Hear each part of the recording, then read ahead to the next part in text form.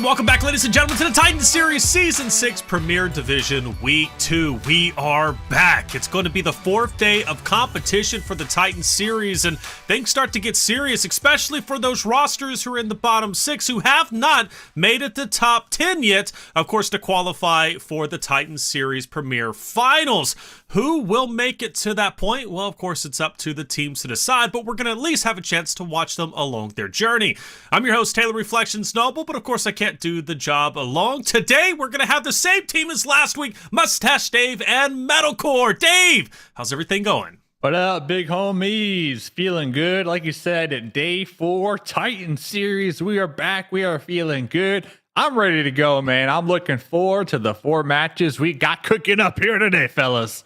Hey, we're cooking, especially Metalcore. Great to have you back, man. Yesterday, you got to see your horses. I know you're ecstatic for that. They come back this time. Let's see if we can get a bit weird today, Metalcore. Yeah, I cannot wait to see some horse-on-horse action, people going cowboys, people just going crazy. You know, I want to see these pros Let's do it. Be like noobs. You know, they added the horses, they're there, and they were using them. They were making use of those horses, so I can't wait to see what they end up doing in today's 4 games.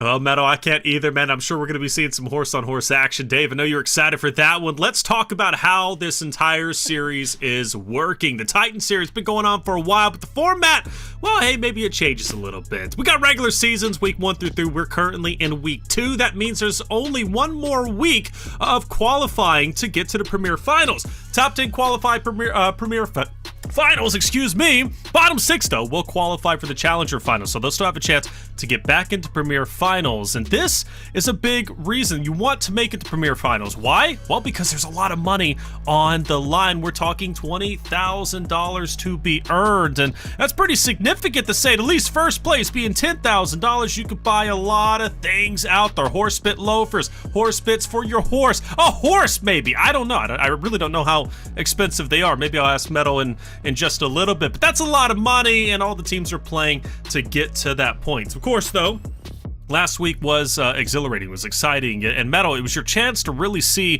what these competitors are about. As we look through some of the highlights, what's your takeaways, right, from watching esports, coming from a casual perspective into the esports perspective?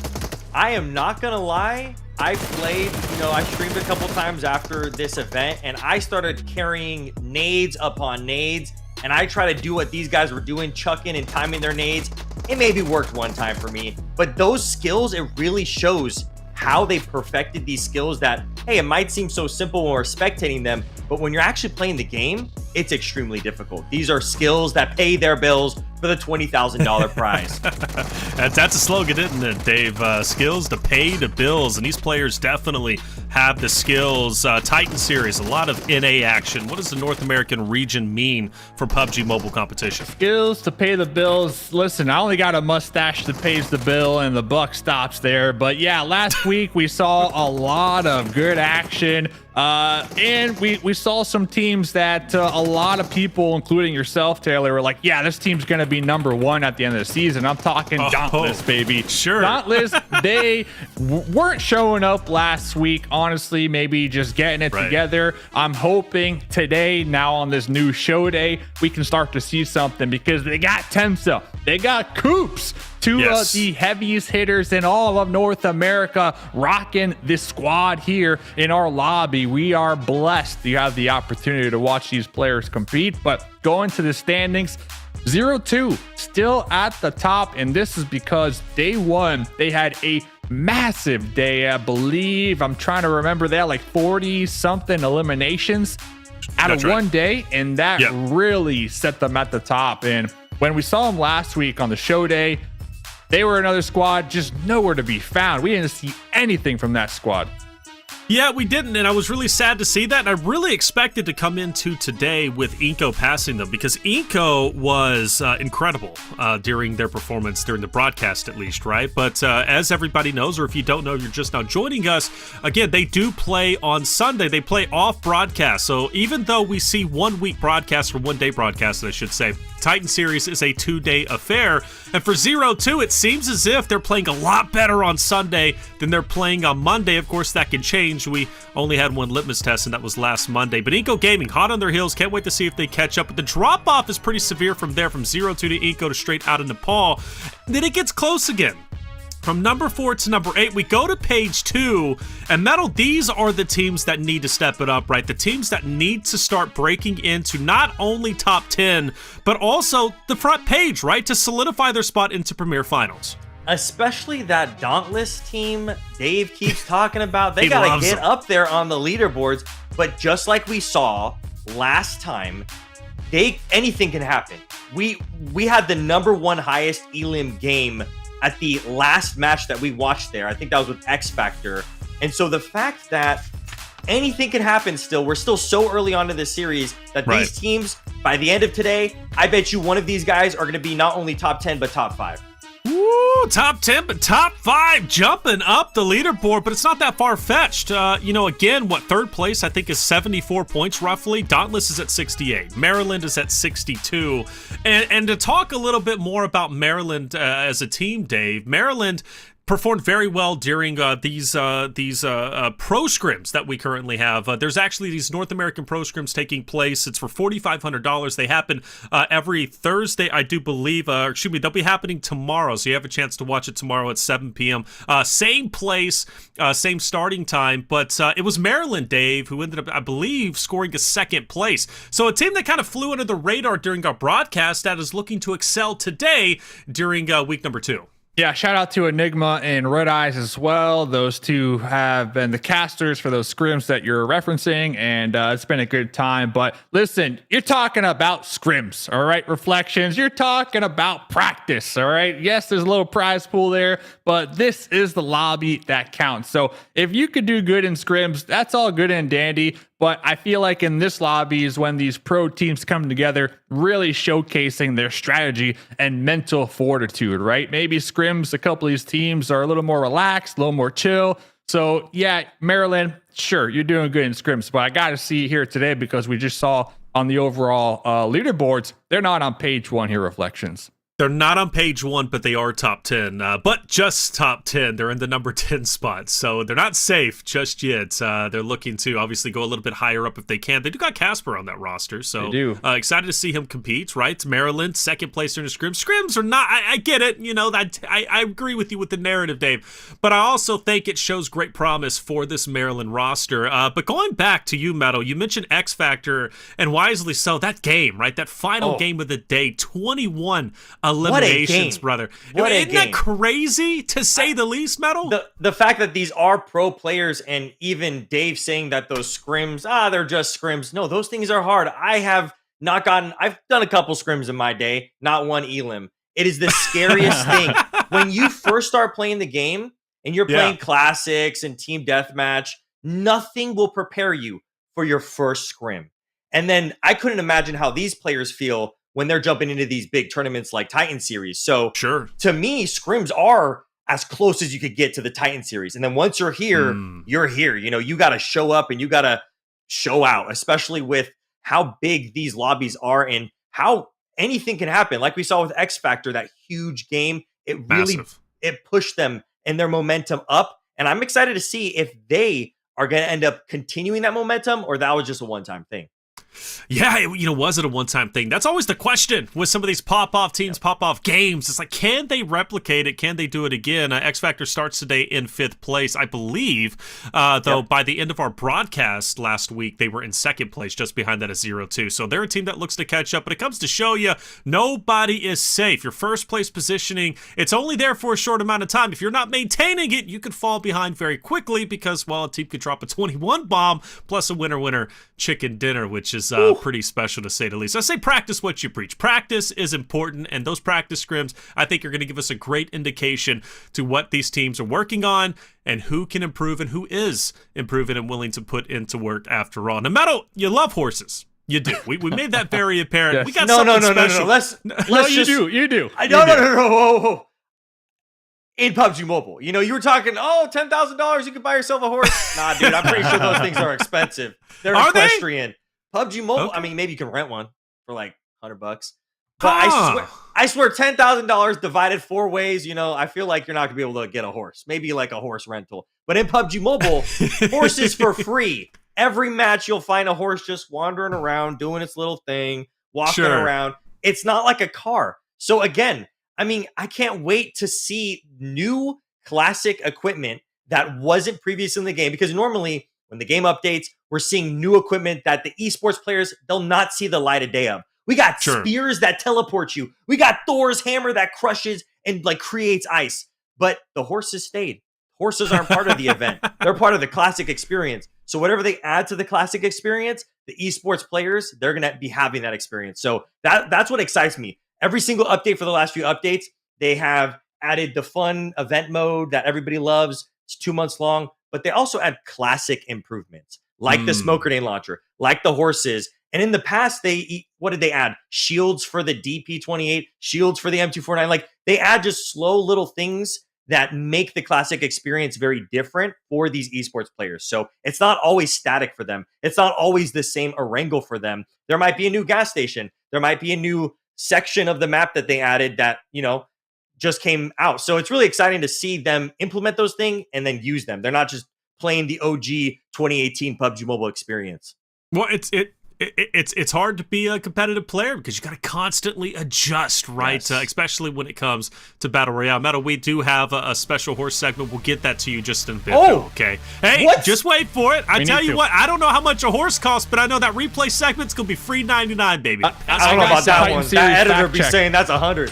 That's for the horse right now. Average cost, the average cost of a horse is around $3,000 USD, and it depends on their age, breed, and pedigree. But okay, that's doable. It's the owning of the horse, taking care of the horse. Yes. That's where the real costs come into play. Can't just feed them apples. You got to go to the feed store, buy them feed. It's expensive. Look, my mom had a couple of horses. I actually tamed a horse. Now, fun fact, it was a miniature horse, but I tamed it, and it was a fun time, okay? Call me a cowboy if you want. Let's get into it. Game number 1. We're hopping into Erangel. Excited for this. It's the second chance on broadcast. We get to see what these teams are all about during the Titan Series Season 6 Premier Division. Who really wants to make it to the finals? This is a stepping stone, but a necessary one to take. Of course, we have military. Curious who goes there. That was always Team Liquid. Obviously, they'll make it to the PMGC finals. That's maybe a narrative for later. But we do got Dauntless heading over there, and they might be going against Ace of Spades, Dave. Yeah, this is definitely going to be Dauntless's week, or at least show day, to really clap back. And we even see Coops clocking in with the Coops name, not going to be incognito mode anymore. So make sure you pay attention to the elimination feed here tonight, as they're going to be dropping Novo right over there, like you mentioned. To the west is going to be Ace of Spades, so we might have an early conflict. But look at this. Zone number 1 will be favoring both teams. So honestly, they could pull off if they want. But fellas, really what I'm looking at North George. We got about 2 different squads dropping over there. So we might have some early game fights here in game number 1. I'm excited for that because I feel like game 1 last week was a little bit slow. So this week might be a lot quicker, but I love that Dauntless is where they're at. Ace of Spades, they probably won't fight. It doesn't benefit them to fight just yet. They've got all of military by themselves. Now, what they can do is they can gatekeep maybe those bridges, which you notice straight out of Nepal, they're going to go ahead and head over. So, Metal, there is a chance we see straight out of Nepal and Dauntless get into a tussle early on. I hope so, because we need Dauntless to show out and get these squad wipes moving, because Dave has been hyping them up like they're the number 1 team of the Titan series. So I want to see them put in work today in any of the matches. You know what? Specifically Miramar. I'm gonna throw them a shot. Let's see them absolutely demolish Miramar. All right, Miramar, staying true to what you said before, man. One of your favorite maps out there. X Factor, here they are. They started off they ended the broadcast last week with a 21 elimination banger. Absolutely incredible. They jumped up the leaderboard into second place. Just behind that is 0-2, who still maintains first. They're in 5th place going into today, but they're looking to take over that first place spot if they possibly can. For NRG, well, it's a great namesake. NRG Galaxy, love watching them compete, but a lot of work needed needing to be done. They're a little bit further down the leaderboard than they probably want to be, but hey, they're here for a reason, and they're ready to compete. You notice, Dave, teams setting up early on these bridges. They're making sure that in case that zone does go down to military, they want to have the first rite of passage, right? The first chance to shut down the teams on the rotate. Yeah, without doubt. I mean, we are definitely heading to a military base, so it makes complete sense for some of these squads to try to get that loot real quick and just send it on down here. And like you said, a couple other squads actually going to be setting up that bridge camp arena. But over here, we got NRG and X Factor. NRG, going to be crashing these compounds. Not aware yet, but XYZ, a little suspicious with the Uzi. Not going to be sending it across the way with his teammate. Squad mate does have the shotgun, but we do now see the collapse here, and essentially this 2v1 as XYZ trying to jump across the rooftop right there, missed his shots, and his teammate getting immediately thirsted. Now here comes the support from X Factor. At that point, I thought Pfizer could do anything, man. Pfizer was holding it down in that single choke point going up the stairs. Luckily, that you got teammates for a reason. High man able to go up. And NRG, I believe, will have an early exit, or at least be that much closer to an early exit. Only 2 more players remaining in a fight that they wish they could probably take back medal. Yeah, I mean, it's always, in stuff like this, when you lose 1, 2 teammates, that changes your entire idea of what your game is going to be. Oh, are we now going to survive? We're not going to frag out. We're only going to pick off the elims that we can pick off. It makes it so much harder. And it looks like X Factor might be in a worse situation than they thought with only 2 up now. Yeah, only 2 up for both rosters. And that happens. Teams, oftentimes will cannibalize each other off the rip, and it puts them in a bad spot. But you got to take the fights, Dave. Yeah, eliminations are key here, especially in the early game where you have to assume the third party potential is not going to be as strong as we continue to move deeper into the match. By the way, we saw a couple of the new McLarens, the new F1 buggies, by the way. Those things are looking sweet. Metal, you got one of those bad boys yet or what, man? Bro, you got let one me yet? tell I know you, all the content that was my most viewed stream, brother. The Formula 1 racing stream. That's a buggy. Yeah. That is a buggy skin right there. Can't you believe that? That is so cool. It is. So nice. just to make sure we're talking about we talk about the Formula 1 McLaren right now in the game, partnered with PUBG Mobile. That's it. That's incredible. You could get it right now. One ticket for this one right here. Hey man, I can be a Formula 1 racer. You know, my mom always said I couldn't be. I would never amount to that, but maybe I have a chance. And you can own a horse. And a hovercraft as well. And a hovercraft as well. Man, I wonder what would be more expensive, that hovercraft or the McLaren? What do we think? Definitely the hovercraft. Yeah, you think so? Hovercraft. Without a doubt. That's some military stuff right there. This is next level here. Oh, no, hold on. I was in the military, and let me tell you, some of our stuff seems expensive, and it is, but it's not the best quality, okay? Military grade sometimes means who's the cheapest one out there? Who can we hire to be the cheapest I don't know, exporter, right? Shout out to the Air Force right there. So, XYQ, look, they don't got the hovercraft, fellas. They are swimming right now, and they are underneath the crosshairs of 0-2 right now with a 3-1 split. 0-2 got one of their squad mates up here on the cliff tops, pretty much playing the Guardian Angel, and the other teammates are just going fishing with some grenades here. And XYQ, they are just getting picked apart. There they go. The first team eliminated here in game number 1.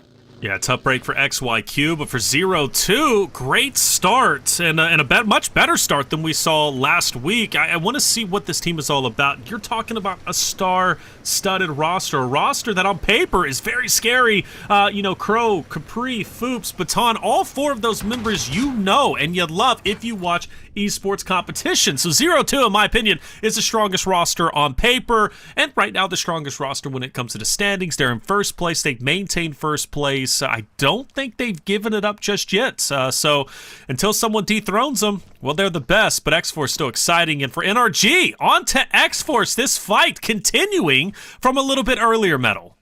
X Factor now eliminated, and this is what I was talking about earlier, that you can have one banger game, but it doesn't matter because you've got to stay that consistent throughout the entire tournament. So them getting eliminated that early on, their 5th place is just like, they're going to lose that. That 5th place is gone for them now. Someone might move up because the leaderboards, they shift so quickly with how big these games can be. NRG already got 3 elims, but only 2 up. 0-2 has 3 elims with 4 up. I think they had those really easy elims in the water there, which I cannot believe I saw that in an esports match, but that's crazy. Anybody, because this is a battle royale, anything can kind of happen. Well, I think what was happening is that roster was trying to make a boat tape, right? They were rotating with the boats. They were trying to maybe get onto the backside of military, and 0-2 they just sniffed it out. They destroyed the boat. They had to then go for a swim. 0-2 gunned them down. And not a smart play from 0-2. It's high risk, high reward. You get out there in the boat. You get out there for the boat tape. You lose your, source of transportation. You get destroyed. And Dave, you're spot on, man. I'm into military base. It is centered up onto military, and that's great for Ace of Spades, Dauntless, who we put a big narrative on at the beginning, right, who landed there. They may have not necessarily got elimination jits, but they're set up very nicely. They've got their loot. They know the lay of the land. This is their landing spot after all. I'm expecting a big A from those 2 rosters. Yeah, big chillin'. They're going to be able to really lock down whatever focal point they want here before all these other teams start to slowly funnel their way into the new circle, as we are going to be looking at these other teams up in the north, as I believe Farvoice Gaming, they had a winner chicken dinner yesterday that really helped them on the overall leaderboards. They're going to be rolling past Milta, but 0-2 once again with the strats. I mean, no better way to rotate than a glider tape. Why take the hovercraft? Why glider take the tape. bridge? We are gliding the victory, as I believe they might have 2, by the way. They might have 2 gliders, and they're going to be gliding in to the southern east side. Yes, they do. This is nice. 0-2. Listen, last week I was a hater. 0-2. I apologize. I am slowly starting to become a fan here today. Losing faith in Dauntless. Now here it comes. No, they're still number 1. I didn't say all that now, but 0-2. Shout out to 0-2. What do you think, Metal? I hear you laughing as you see the gliders being used. What are you thinking? This is something that we do in a classic match. This isn't something that would be done in an esports $20,000 tournament. These things are death traps, but it's crazy to see, and I love seeing it. It's fun. It's funny. I forget who it was, Dave, but on the desk, someone was like really heavy. Was it Hot Jukes or was it you? Saying like, oh, this is going to be meta, right? But anyways, fight taking place. Golden Eagles against Ace of Spades on the bridge. And Man Bay jumps out, and that's going to be another one for Golden Eagle. So I believe that's 2 down for them. And Frady really has to stand up, 10 toes down, try and stay alive here. That nade could be deadly, and it is, in fact, going to be so.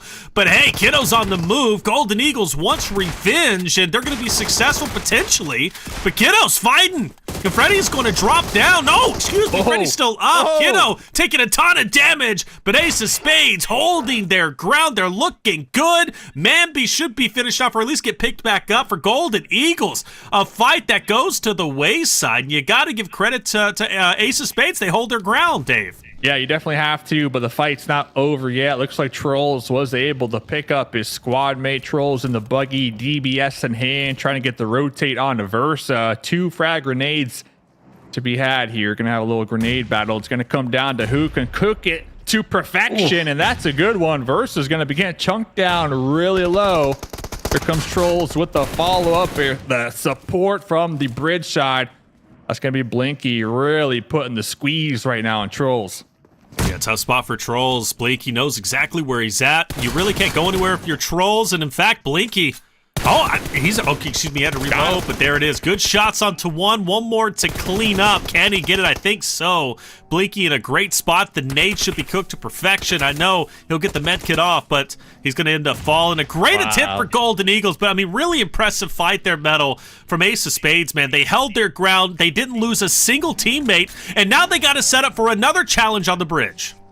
I love watching bridge fights, especially with this kind of newer bridge. Like I said, they keep adding things, and I know they had this on the PC version for the longest time, these little side sections of the bridge. So I love to see people use that to their advantage to fight people on the ground or to cross this bridge that's so dangerous, especially in a big event like this.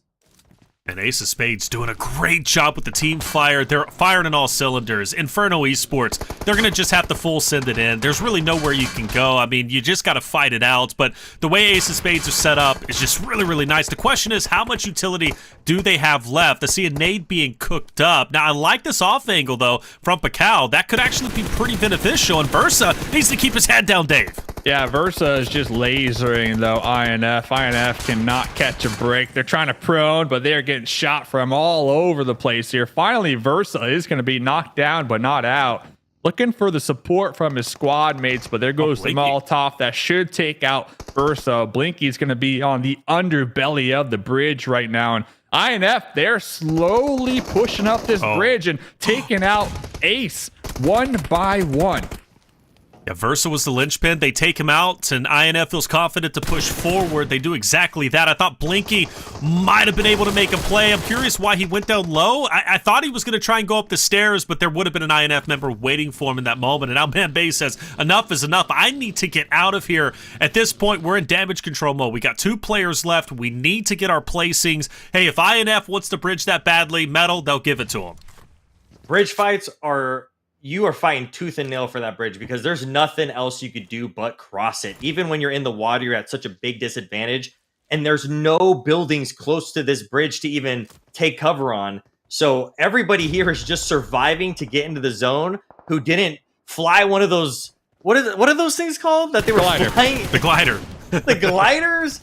Yeah. They used everything. Boats, gliders. They're rushing with their cars just across these bridges. I swear I never see stuff like this in esports, but I'm glad I'm seeing it in the Titan series. Yeah, it's great. It's competitive on those bridges, especially when you got a military zone. Everybody rushes to get out of the blue zone. You've got 2 focal points. Once the boats are taken up, the gliders are out of the way. You just got to full send it, and you know there's always a risk of somebody setting up and gatekeeping you, right? And that was obviously the reality from Ace of Spades to INF. INF breaks through. TGames also making a mad dash. They just have 2 players, and INF, they're on the hunt. Let's see, what can they do as the duo? Cat God with the Bison going for the pre-fire, trying to poke their squad mates or their opponents away, keep them at bay. But INF, they are not done. They are going to be rolling up this hill. Unknown with a little stripe UMP immediately connected on. But Cat God, the one-man wrecking ball right now, is going to be putting in a ton of work up there on the hilltop. All right, so I like it. It's a bit of give and take. Ace of Spades, that wins the fight earlier against Golden Eagles, and INF takes down Ace of Spades, or at least a couple members. Now you got Cat God coming out of nowhere and destroying, right? A couple players from INF, and Kiddo now is getting into the mix, coming back onto INF to get revenge. It's a bloodbath on that left bridge. Meanwhile, things are a bit calm onto the right side of zone for Farvoice, right? And X-Force, who are kind of just chilling in the moment, but those bridges, they are just a hot point. They're still going at it. And they're still going at it, man. They are refusing to give it up, Dave. I am surprised how INF are just holding it together. I did notice on the mini-map that Ace of Spades tried to get the pinch on them from both angles, but INF, they're just on their P's and Q's, and they're still surviving. Yeah, they lost a bunch of squad mates in the process here, Metalcore, but they're still up to a duo with 6 eliminations. I feel like this is the quickest we've seen teams get eliminated in this series because of the way this zone shift was. This was such a heavy zone shift to the bottom of the map, and now there's only 22 remaining. I feel like this might be the quickest we've seen teams get eliminated. A lot of these teams, they survive until some of the very, very late games. Yeah, they definitely do. I think you were commenting on that at the start of the broadcast last week, right? You're like, wow, there's so many teams left. And we'll see that. Specifically, we'll see that on Miramar, right? There'll be a lot of teams left in the end zone, but this has been a very violent series of events for several of the rosters out there. The fact is we only have 6 more teams remaining, or excuse me, 10 more teams remaining. But regardless, who's it going to be? Who's going to be able to get first place? Well, the healthiest is going to be 0-2, who we saw a little bit earlier. Super Lazy Reflex, a roster that I want to see wake up and do very well. Last week, not going to lie, they kind of disappointed me, but they have cleaned up their act, apparently. They usually start off with a winner chicken dinner, at least historically, not only on broadcast, but also off broadcast as well. So they're going to be scared for iNCO. Well, unfortunately, they're going to be finished off earlier than they wanted. Only 1 elimination, not the best, but 3 more games to go. So what can we expect as the zone gets closer and closer, Dave? The team's now starting to come together. Third parties are going to become more rampant, and for X-Force, that's a lot of open space in front of them. On open space, I'm looking for a south shift right now. 0-2 doing the same thing. Not going to be going 0-2's way. They do hold down the south, though. They should be able to move up. They have a couple options. They're probably going to rotate on the edge out there to the west and get that high ground, or crash into Maryland NA right ahead of them. But I'm looking at 0-2. I feel like 0-2. They have the confidence in game number 1. If they can get that momentum going here in game number 1, they might be an unstoppable force here tonight. But we'll have to get back to that, because right now, X-Force, you were talking about them, they're making the push onto SLR. They've got to make it in, but SLR wants to gatekeep them, but there's a lot of utility that's going to be thrown out. And Stars, well, he felt a little bit of it. Aleem might feel the second. Oh, it bounces off, so he's going to be safe for the time being. But Stars, like a zombie through the smoke, continually pushing up. And X-Force is feeling that pressure, but they got a pressure on back. The zone's going to start hitting for quite a bit coming up shortly. So X-Force knows they cannot waste any time. Plus, the longer this fight goes on, the more of an opportunity for a deadly third party potentially happening, right? So this is something that you got to finish off relatively quickly, but it seems as if everybody's kind of taken a step back. There's a bit of a respite, but watch out. Maryland are not far away. They can move up, but a great nade will drop down one, and SLR might look to finish this fight here, Metal. Oh, man. Yeah, X-Force is now losing that grenade battle that I was talking about earlier in the broadcast. The fact that those are so useful, and they still had that many grenades before this fight even started, is insane, because we're already at the end game and they're chucking 5, 6, 7 grenades like it's nothing. I don't even know how did they get their ammo? Like, this is crazy. Well, they had a lot of time, right, to loot up, especially based off of their landing spot. Aleem is holding on for dear life, Dave. He's in the grass. They tried running him over a couple times. We're going to pop up. There goes two. So close, so close. But talk about the snake in the grass right there. Definitely cheering for him. That's going to open up for NRG if they wanted to crash into this little bull. I mean, they had sight lines on this. They were trying to third party this one, but it actually looks like SLR, they're going to be trying to get the reset over here. Oh, there goes 999 in the elimination feed. I take it back, but a limb. Holy cow. What a spoiler right there for SLR. What a play that could have been. What a play it was, right? But to pick up all 3 would have been crazy. And they figured it was clear, because remember, Kindness from SLR nearly ran him over, right? And just missed his yeah, like 3 times. And they said, well, surely it's clear, but it wasn't. God, Nate! Yes, it is. And good call. Good call, Dave. You said NRG could challenge SLR. They do exactly that. Metal, this is how quickly your luck can change when it comes to competitive. How do these guys have so many grenades? I just don't understand that. Yeah. I love it. I love it. I tried what they're doing here, and this is way harder than it looks. It's very difficult indeed. That's why they're here, right? They're here for a reason. Things are heating up. I'm loving this end zone, Dave. Got the cactus head. He's got the chicken. Stars is the most stylish on the battlefield, without a doubt. And Stars is keeping the dream alive right now for SLR. We got the Scar, we got the shotgun, but XPX has more grenades over here. Gonna be looking for the follow-up one, the fadeaway. A little over the mark, unfortunately, and Star is still gonna be able to survive with their level 1 helmet. Okay, so things cooling down a little bit, but for Stars, how far can he go? He's the last player alive. Metal, take a look at that right side of your screen, though. Look at how many elims, right, have been accumulated, how many points already. You know, there's not a lot of players left, but there's still an opportunity for a pretty massive game number 1. Yeah, I mean, I'm surprised. I want to see 0-2 really show off what they've been doing off stream in these games today. So I'm glad to see them up. But NRG with 8 elims, this could be a big game for them if they survive throughout the rest of this fight. Absolutely could be. 0-2. They're on the mind of metal. They're in a good spot, though. I like where they're currently at. There's not a lot of teams they can gatekeep, maybe INF. But they're kind of stuck here, Dave, it seems, especially if the zone shifts away from them, which there's a high chance it might. I mean, where do they go? They got Maryland. They've got straight out of Nepal right there. You got INF moving in, too. Tough spot for all 4 of those rosters. Yeah, Chills is going to be breached the compound by themselves right here. Their squad mates on the hillside. Still in the buggy. Little miscommunication happening right there. Looks like his teammate's going to be pulling on in as well. Why not? We already have 7 eliminations. We might as well attempt to go for this one once again. Going to be tossing out some smokes. We got the DVS. Got to avoid the sight lines through the windows, of course. But if they would have pushed together, they could have easily cleared out that one player on that second story together as a unit. But let's see. Can we get the job done now? Got to give it to them though. They got their skin game on point though. I mean, it matches the branding without a doubt. It's immaculate. It's immaculate. Nice nade potential.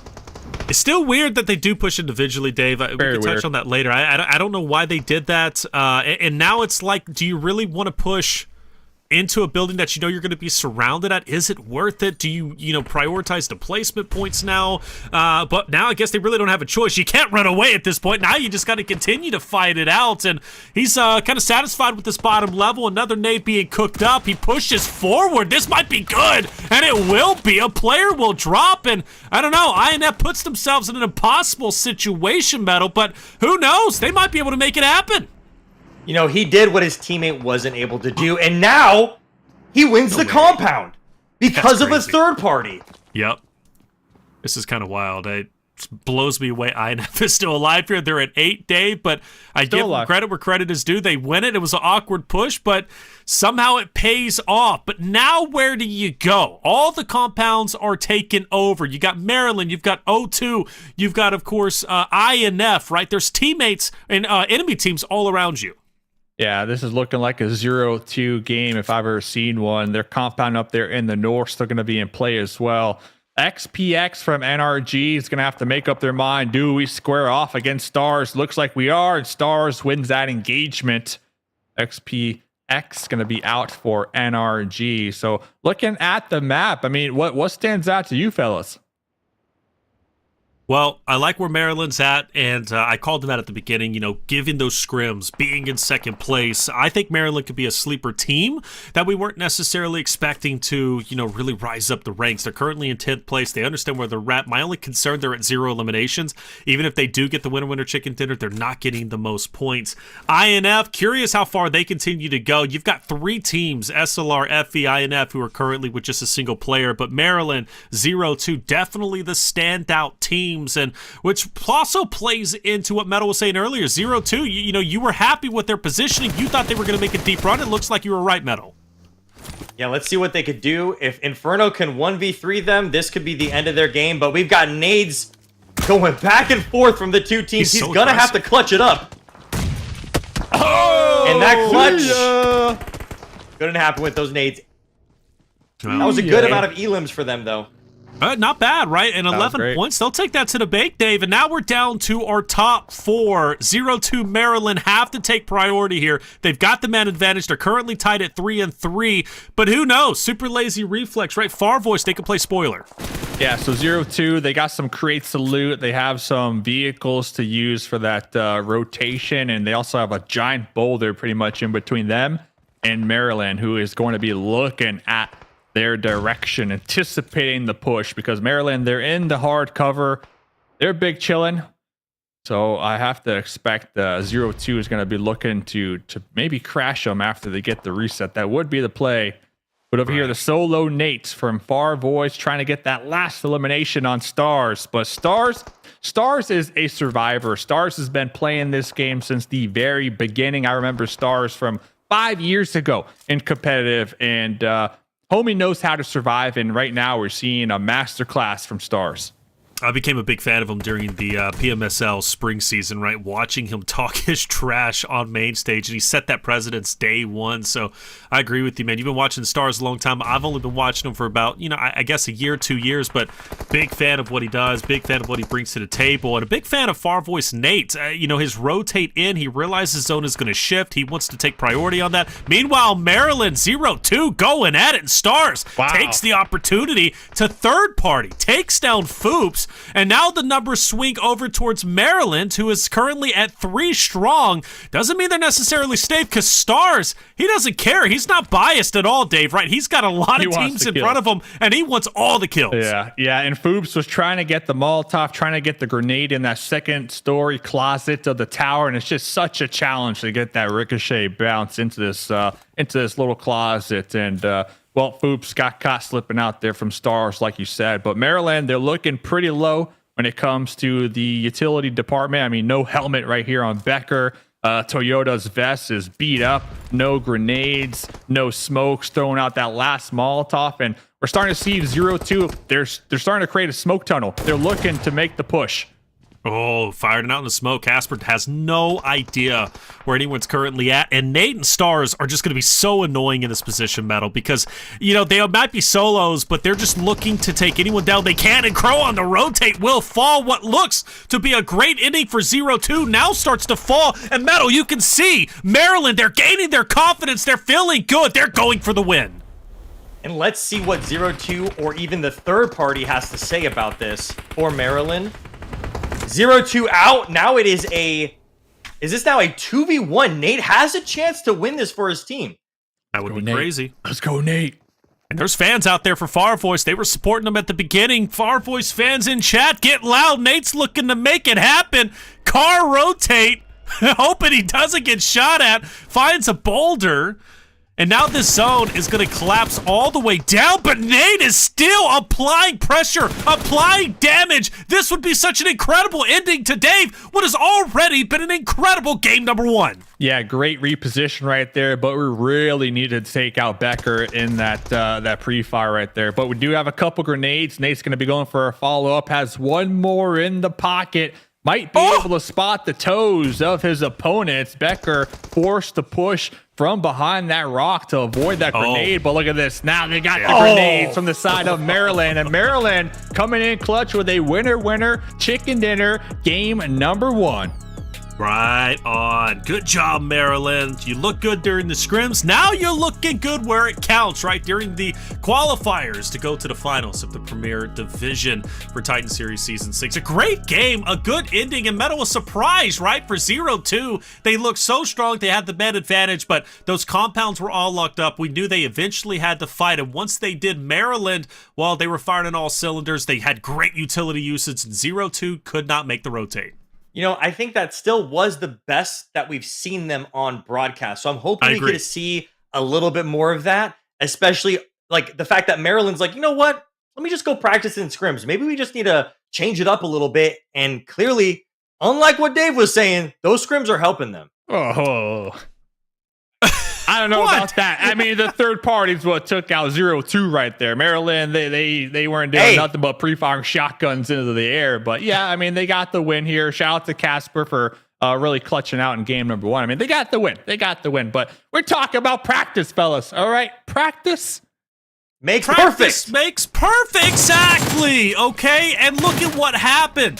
They got a second place, or should be first place, 4 eliminations. Like, they take that to the bank, baby. And I tell you what, if first place isn't an improvement from last week, then I don't know what is. Maryland finally gets a win. They look great. That's their first winner chicken dinner. They get 4 elims, and let's face it, the end zone wasn't given to them. Yeah, they had an opportunity to third party, but hey, they took advantage of their positioning, and that's exactly what you expect from a great team in order to be successful. But let's talk about, Dave, let's talk about that left bridge, man. That bridge was deadly. Oh, it was a mess. We saw a bunch of teams utilizing to rotate, but honestly, the winner of the whole bridge scuffle was INF, right? INF came out on top. They had a bunch of eliminations, 8 to be exact. I feel like Ace of Spades, they could have played that one a lot better, but they were a little scatterbrained, in my opinion. They were playing like a 2-2 split almost the entire bridge camp fight. Yes, they still walked away with 6 eliminations, which is great for a game number 1. But I feel like if Ace of Spades played a little tighter together on that bridge, they could have been the victors of the bridge battles. Yeah, and once Versa fell, you can tell that was the linchpin to push forward, and that's when INF really started to take advantage and take more positioning. This is the end zone, and where 0-2 started to falter, but Nate, I mean, Metal, we got to give him credit for Farvoice. You know, Nate was alone for a long time. Farvoice doesn't get second place without Nate's heroic performance. I also see that this leaderboard, it doesn't have as much points because it was kind of spread across. We didn't get anybody above 10 elims, but with Farvoice, those 7 points, he really worked for that for his team. He carried his team on his back. He got them into second place. And I swear that if this is the same Nate I'm thinking about, I think he does this often. I think he's really good at surviving endgame if he's a solo player. And that's exactly what he did. He made it to second place, and he was a solo player in the top 4, and he was able to make it to the second place between 0-2 and Super Lazy Reflex, that's great for them. Great for them indeed. But let's talk about INF. Dave, that aggression with the 2 players, it was reckless. I'm going to be honest with you, it's not a championship mentality or strat, right? Pushing it as individuals. But the fact is they get 8 eliminations and 11 points. Like, that's a big game for INF. Yeah, but all those eliminations pretty much came from the whole bridge fight, right? That looked beautiful from INF. They were playing that one perfect, right? But then at the end, we saw the slight hesitation from one of the squad mates to push with chills, and they breached the compound one at a time, which was a huge mistake in my opinion. If they would have went together, I guarantee you they would have both survived until the late game, and who knows, they could have placed higher or maybe even won at that point just because they had so much momentum coming into game number 1. Well, surprisingly, Maryland does not break into the front page. I think they started with 60 or so points, so they're getting close now to being on front page, but they were in 10th place. That game 1 win is going to put them in a lot more of a comfortable spot. But for 0-2, they take a pretty commanding lead now as far as I'm concerned, Metal. This is the biggest lead we've seen any individual team have, but take note how close it is. From 3rd place down to 8th, that is a 7-point spread, Metal. That's insane, especially with X Factor. Like I said, if they had a bad game, it's going to push them down. And Farvoice pushing up into that 5th place. I feel like 0-2 does have a really, really good lead here. But one good game from, honestly, any of these teams that have up to 80 points, we can have one good game and they can be right on their inches or right on their tail for 0-2. Ooh, Maryland at 76, so they're relatively close, okay? I'm liking what I'm seeing from them. And there it is, Dauntless breaking into top 10, Dave. The dream is still alive. Dream's gonna be there, all right? I'm telling you. All right, we looked up the average cost of a horse. They're gonna be able to buy 3 horses at the end of this event, Dauntless. So you're gonna have to do like rock, paper, scissors, shoot to see who doesn't get the 4th horse because we just simply can't afford it. But Dauntless, without doubt, once when they start showing up, right, they're still letting their opponents, feel confident, but it's all about that mental fortitude, I'm telling you. And these players, they got it. So I'm going to be rooting for Dauntless until the very end here, fellas. Tell you what, I'm going to be rooting for INF, man. They're in last place currently, but that last game was pretty exciting for them. I like the aggression. I like that they're willing to push the buck. How far can they go? Well, we'll find out. 16th, that's a far climb, but they just have to break into top 10. But even top 10 is like 50 or so points away. They need to get to work. 3 more games to go today. And next up, we're going to be hopping into Metal's favorite map. We're going into Miramar. So as we take a break, don't go anywhere. We'll be right back.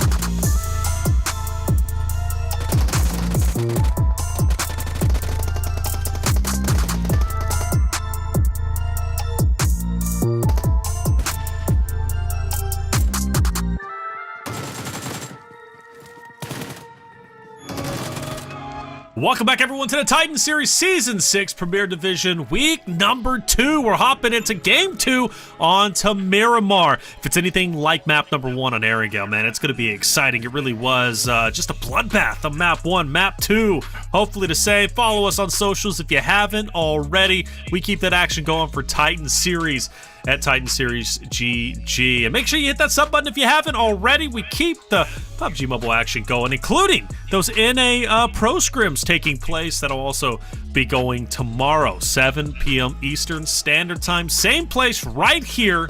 Make sure you don't miss it, especially if you're a big supporter of these rosters. Well, let's get into it. Miramar, Dave, there's the plane path. What do you take away from it? Oh, it's going to be another solid game here, fellas. Game 1, what a great start to the evening. I'm not even going to lie. That was at least 0-2's best live show performance, right? Yes, they've had some really good games on non-show days, but I'm happy that we finally kind of got to see what 0-2 are cooking with here in this lobby, right? So definitely a big fan. They had 7 eliminations. That is going to be our first place team.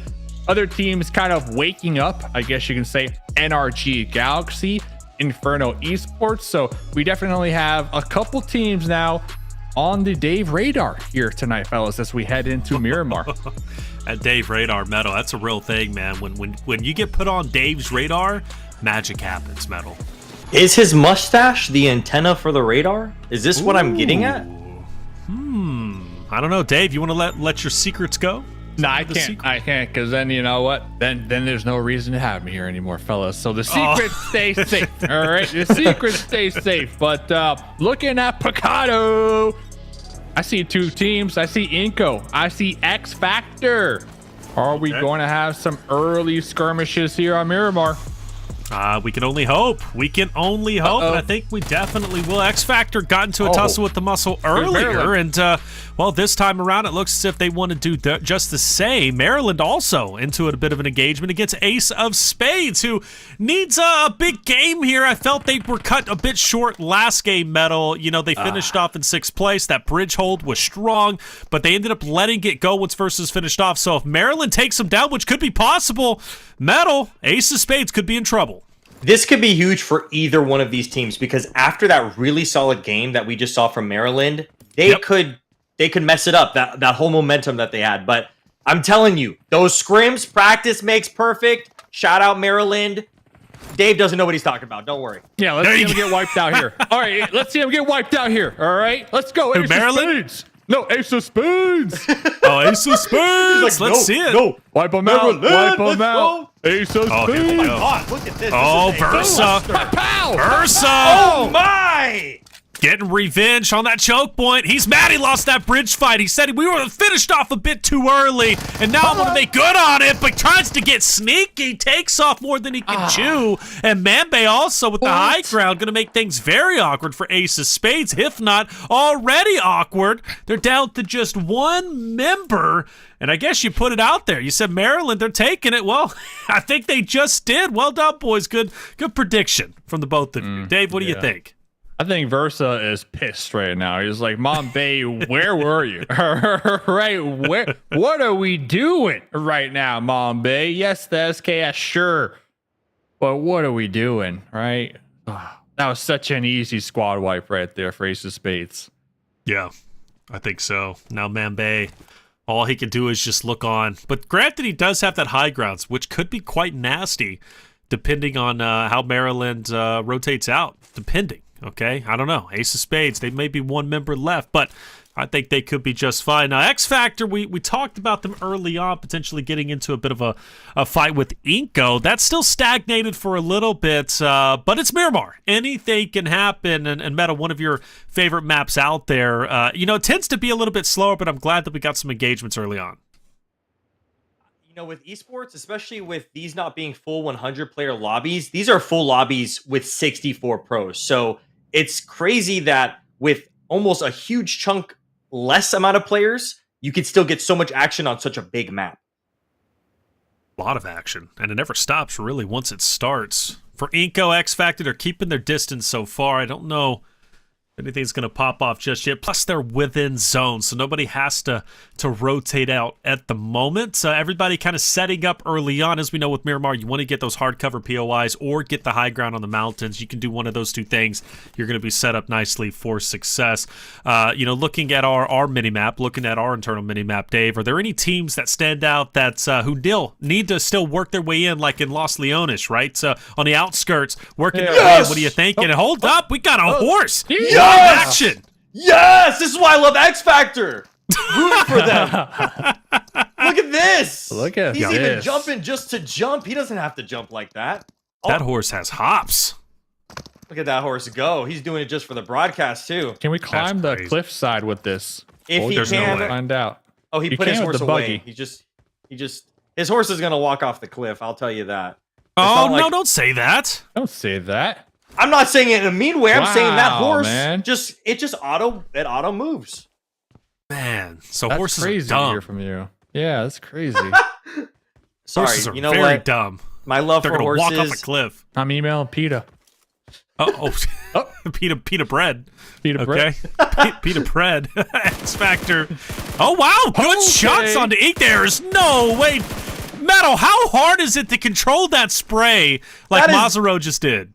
You know what, Mazaro, it's because he rode the horse, he got that extra confidence. Oh, so my horse hatred of it jumping off a cliff, that horse gave him a little bit of motivation, so I'm happy. Nice he named the horse and everything. Lucky Beautiful the horse.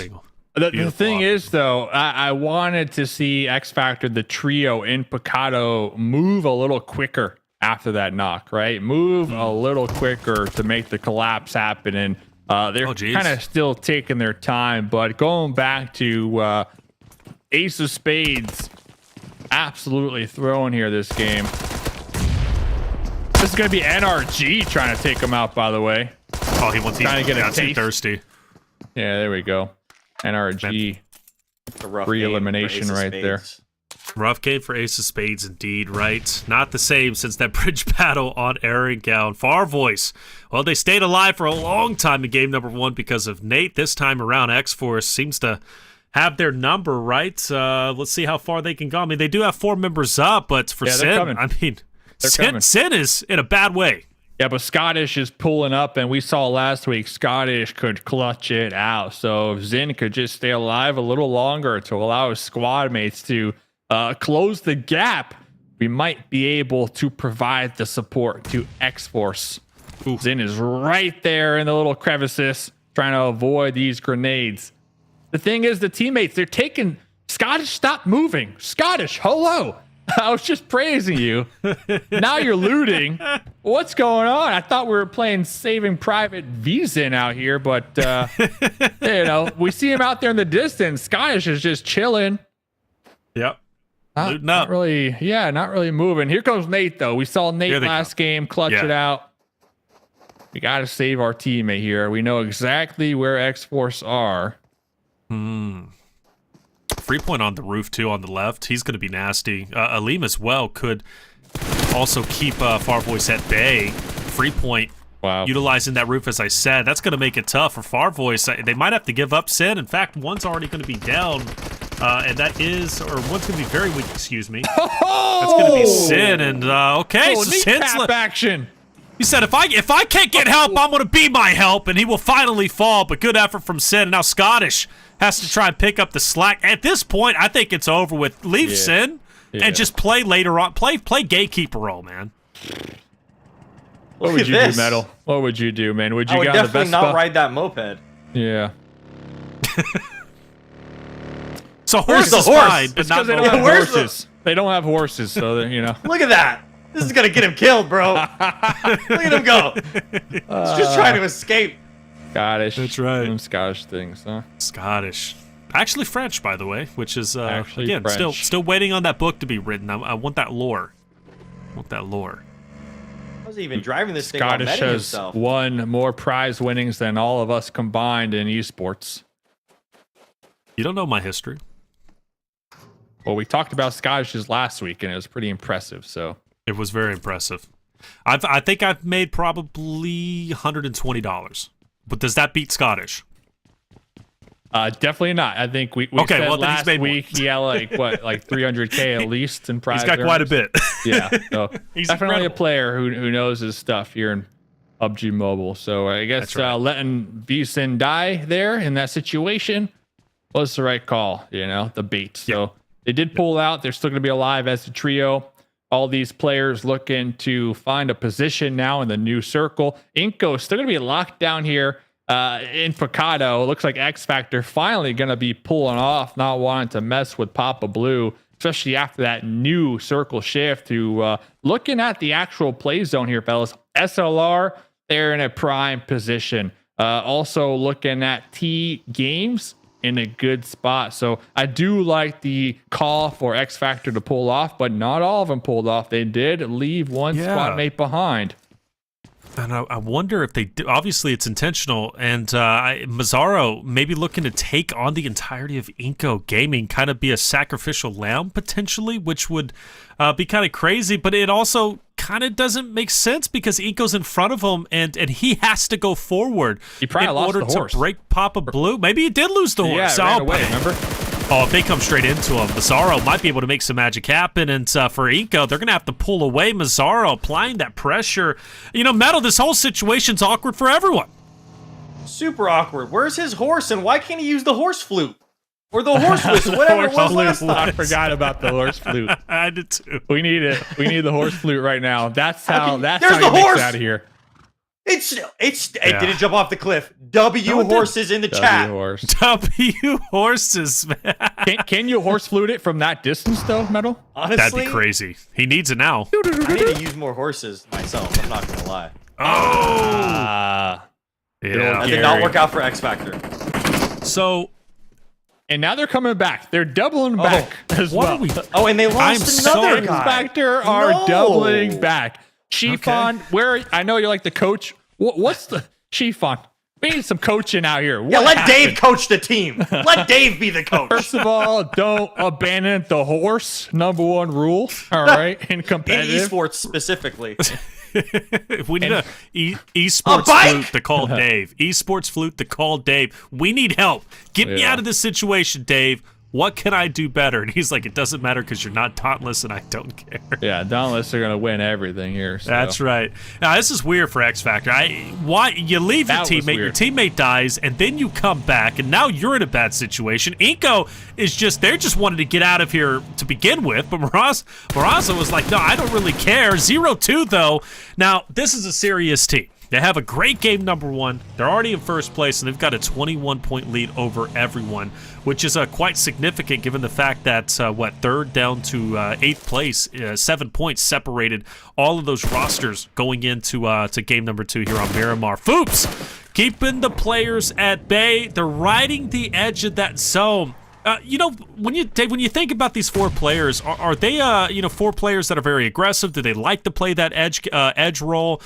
Are they a mixed bag? What do you know about them? Oh, I'm liking what 0-2 are doing right now, but I am looking at Dauntless to really get that good team fight in the pocket to get that momentum going and that confidence that we know they have as a competitive team. I mean, we've seen these players at the top levels of competitive. It's all about just getting it going, right? And I feel like they really haven't had the opportunity to get it going and to be able to go up against 0-2 and possibly wipe them out. That's all the confidence you need, honestly. I mean, that's the number one team in the lobby. But going back to a man with a lot of confidence, we got Stars on the high ground, was trying to go up against INFERNO Esports, but was taken out in the process. Inferno, though, has been aggressive. We saw that represented in the last game. They're looking to do the same here. As one SLR member will fall, and Inferno Esports could very well win this engagement. Now, mind you, NRG fell just a second ago. That is 2 back-to-back games that they wish they could take back, right? Granted, 6 place 8 eliminations. That's great for game number 1, but they needed to follow that up with a great game number 2. They now don't have that opportunity. Now, for Pig, he had some standout moments last week. Looking for him to do the same here, Metal. Yeah, let's see if they're able to win this fight with all the nades already being tossed out before the fight could even fully start. Pig wasn't even able to shoot his bullets. Well, Kindness is driving probably the biggest hit marker vehicle you could possibly imagine. We're seeing the best some wide open. We're seeing the best vehicles. We've seen a bicycle, a moped, a ramen bus, whatever that was. And we've seen hovercrafts. Like, is this esports or are we racing cars at this point? We've seen F1 cars. F1. I love it. I absolutely love it. PUBG Mobile, they do it right. We know how to have fun here, especially when things are getting serious. Now, for Kindness, he could do a lot of damage here. I'm feeling another Aleem situation, Dave. Yeah, he can, and that's why he popped out the bus a little early to not give out those sound cues. Going to be pulling that grenade. I don't think this grenade will be successful. Got it underhand. I don't know. Might be letting it cook. He's going to be tossing that one. Might be a little too late. Yeah, so I think if I'm Kindness, the last one alive on the squad, I'm going to want to play just a snake, honestly. And tossing this grenade, well, that's going to alert Inferno that, hey, we still got an opponent behind us. So that surprise factor no longer there. Kindness is going to be sliding down the hill with the UMP.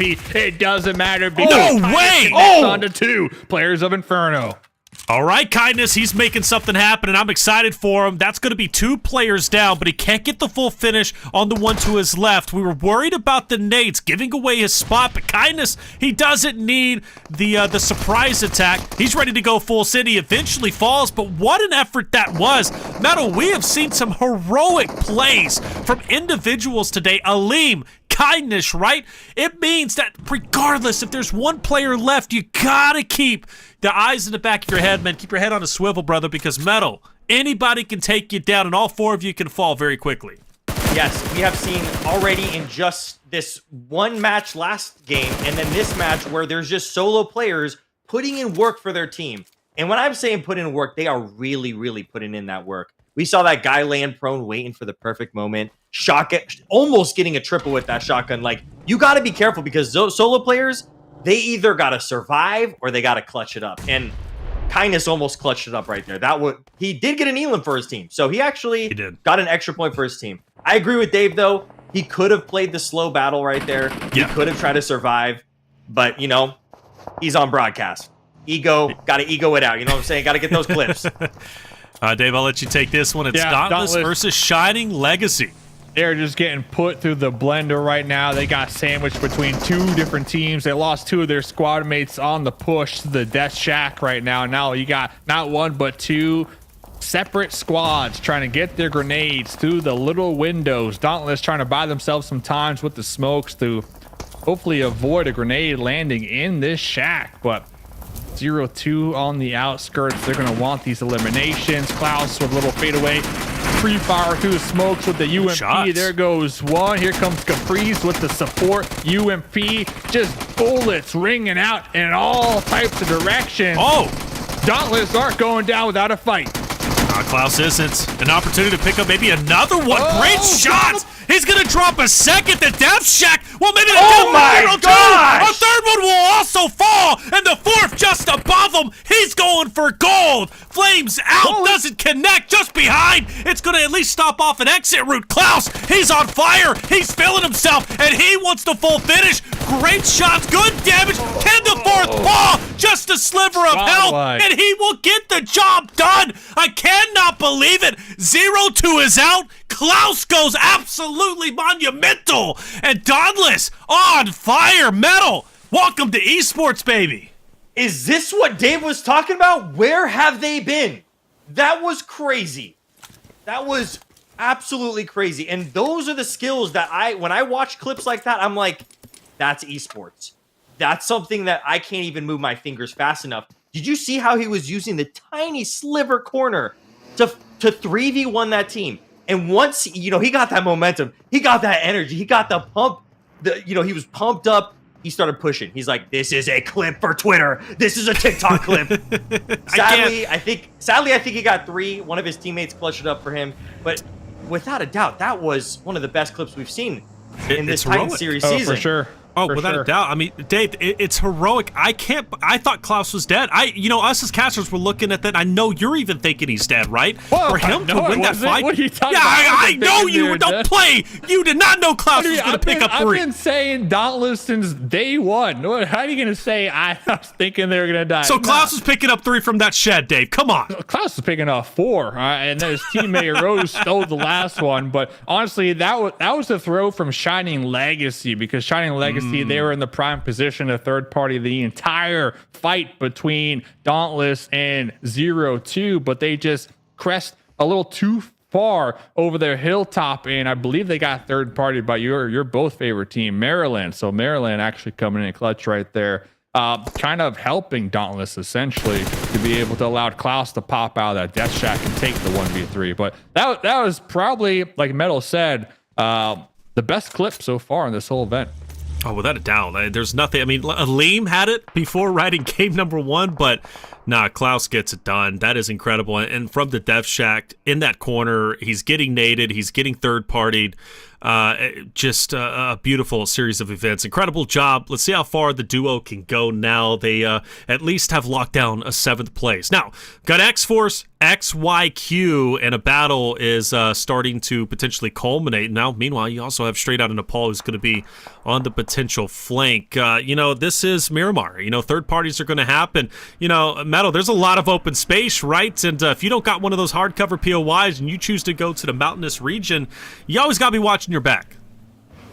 100%, but at least it's Miramar, because only on Miramar will you see crazy terrain give you enough space to have cover in these giant open fields like this. There's tons of rocks, there's tons of hills and mounds that you can use that cover as if it was a building. All right, Wolf, here's your chance to make it happen. Can you pull off a Klaus? Can it be done? I'm not doubting anybody at this point. I mean, really, I'm a huge fan, and that's a great start there, Dave. Nice grenade right here. Wolf gonna be pushing up, trying to get the follow-up. This is gonna be X-Force, who currently has 7 eliminations. Lim with the MG3, the squad wiper out here. Look how fast that thing rips, but the grenade will be landing right in the lap of a Lim, and well, only one more squad mate left of X-Force, and they are on full retreat mode. He's dipping, he's gone. Great series of events, a really nice push from Straight Outta Nepal. Good utility as we expect, and while the members of X-Force will be finished. Now, granted, a great game still though, right, Metal? I mean, they have one solo left. He's had to run away, but the reality is they still are at 7 points, the most in the lobby, and that's based off of their elims that they were able to accumulate just a little bit earlier, currently sitting at 7. They've at least got a 6th place position at the moment, so the longer they stay up, that's all the more points, Metal. We can see another Nate situation with the X-Force team. I mean, who else but the solos are the main focus of today's games? Because the solos are the ones who are putting in the clutches. Without a doubt, and it's exciting. This has given us some more action, honestly, than a lot of our PMSL matches, right? I mean, I'm really enjoying the aggression and the confidence from these players. Now, for Maryland, they've had some great moves before, but for Klaus, I don't know. Klaus has pulled off some heroics, and I'm kind of rooting for him here against my favorite team of Maryland. And you also got Straight Outta Nepal versus XYQ, Dave. Klaus with the P90, but here comes Straight Outta Nepal. 3 members still up, trying to take out the 4 squad mates of XYQ in the compound right now. XYQ 0 eliminations, hoping to get a squad wipe right here. Frankie tossing a couple smokes, trying to provide the support to his squad mate Wolf in the front line with the shotgun. Frankie, though, walking right into the DBS, and just like that, they crashed his compound and got eliminated by XYQ, taking up 3 eliminations here. 3 limbs. XYQ looking good, poised for potentially the end game here, and a team waking up.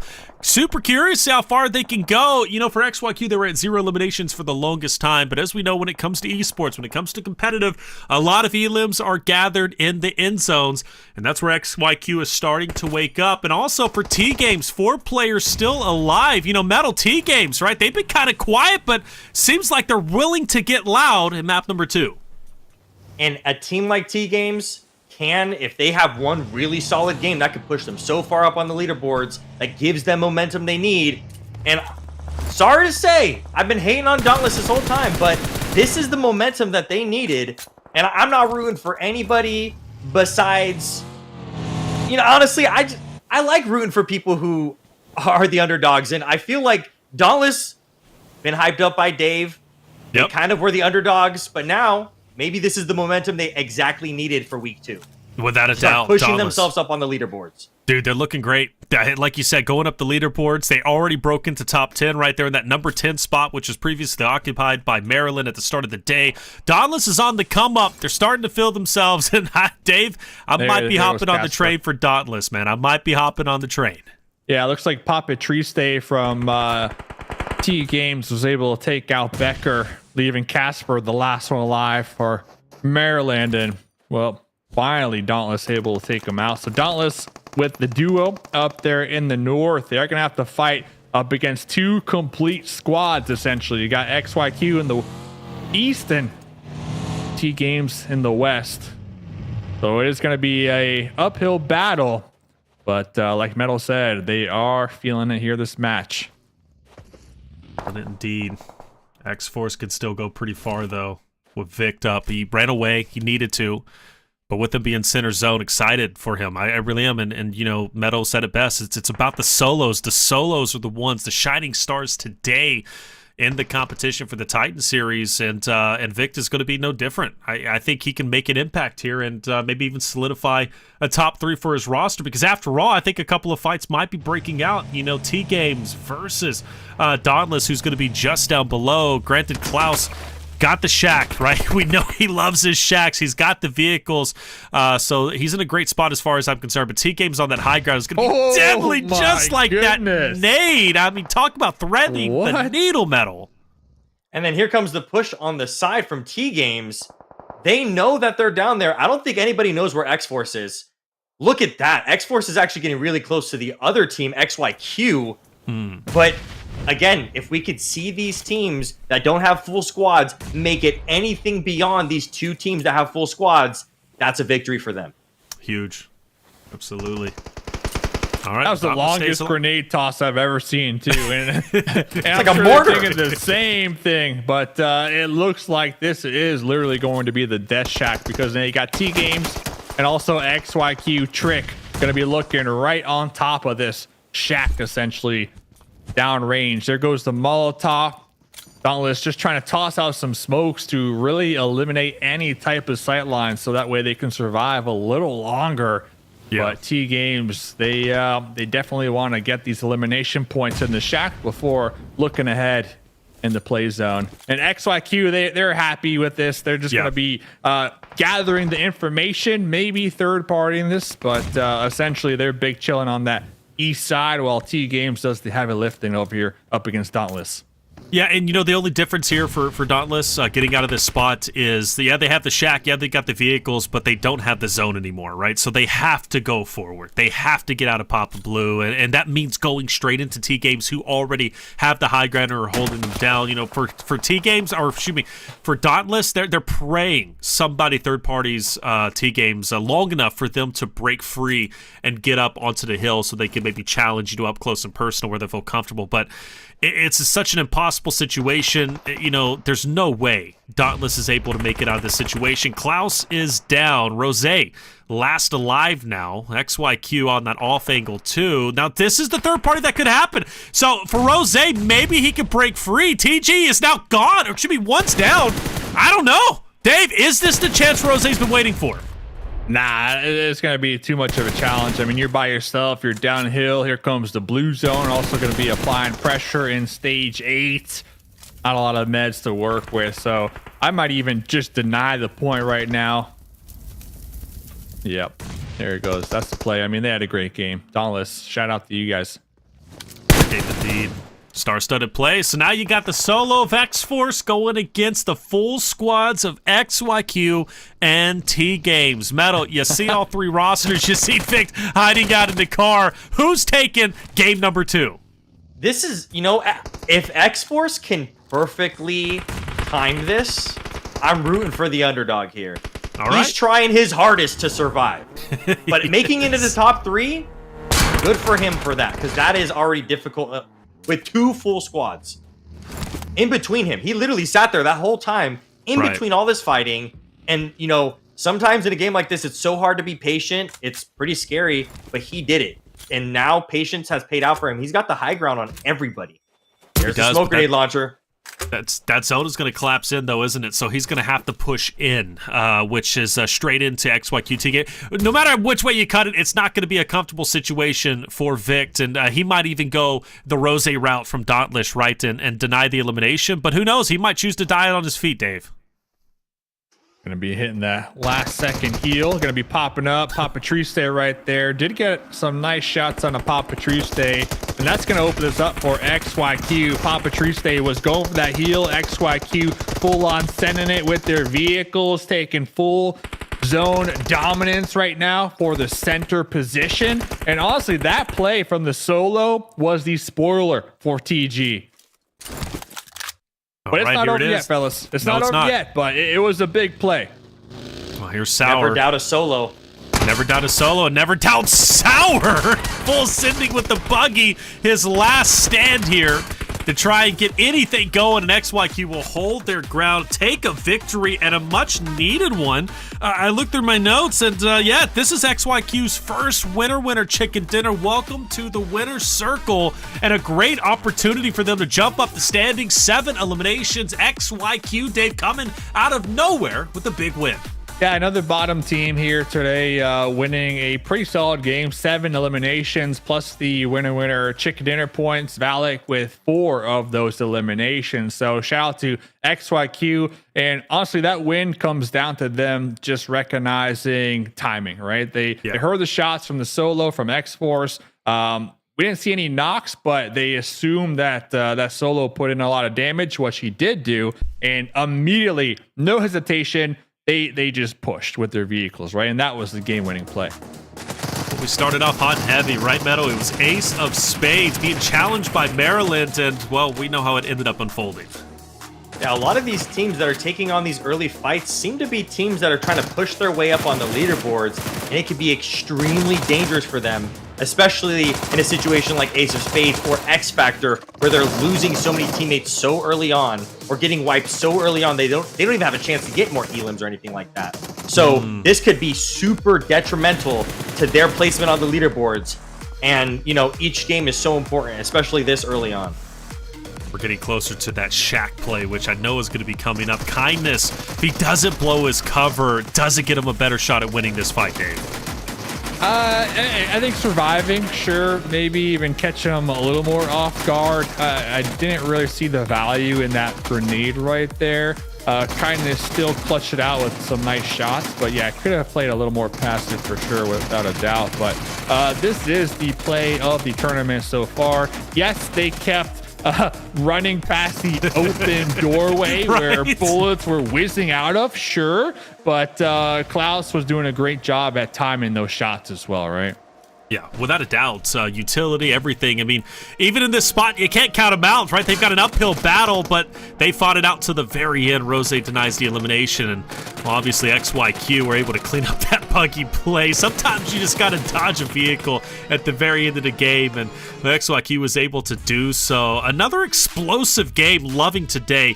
High energy, high octane, enjoying every moment of it. XYQ enjoying the winner chicken dinner with 17 total points. That's going to be a great boon for them to be able to jump up the leaderboards. TGames as well, you know, a team that has yet to get a winner chicken dinner. However, they do get very close with that second place, and well, for X-Force and Dauntless, they've got to be happy with their performance. But Metal, let's talk about some realities here, right? Super Lazy Reflex, a team that has some great members on their teams. Unfortunately, not getting anything going today. They usually get a winner chicken dinner at some point, but today they're far from it. Yeah, and it's not only Super Lazy Reflex. We're seeing 0-2, iNCO Gaming, INFERNO Esports, Farvoice Gaming. We're seeing a lot of teams that should be on the other side of this rankings on the bottom half. And this could be super detrimental to these teams, especially 0-2. If they keep getting eliminated early on and only getting a few points, there'll be teams that'll be able to gain that first place slot from them. Yeah, but they do have a great game one, and that's the best thing about 0-2 in the moment. But they are showing a little bit of inconsistencies, which, Dave, that's where things start to get a little bit scary and an interesting conversation. You go into the finals, right? You don't have many chances to mess up, right? And be inconsistent for 0-2. I'm not ringing the alarm bells yet, but there are teams that are definitely hot on their heels. Yeah, so you got the candle. So I mean, that's all the lights we need from you today. Hopefully, but yeah, I mean, we're looking at 0-2 game 1, 7 eliminations, game 2, 5 eliminations. So as long as they're consistent with getting some points on the board and not the goose egg, they're going to be just fine. Remember, the goal is top 10. Yes, you could finish number 1 here in the qualifiers, but it honestly doesn't matter. Just top 10 is what gets you to that next round. And then in that next round, that's when it matters, right? That's where the money comes into play. So that's where you want to be number 1.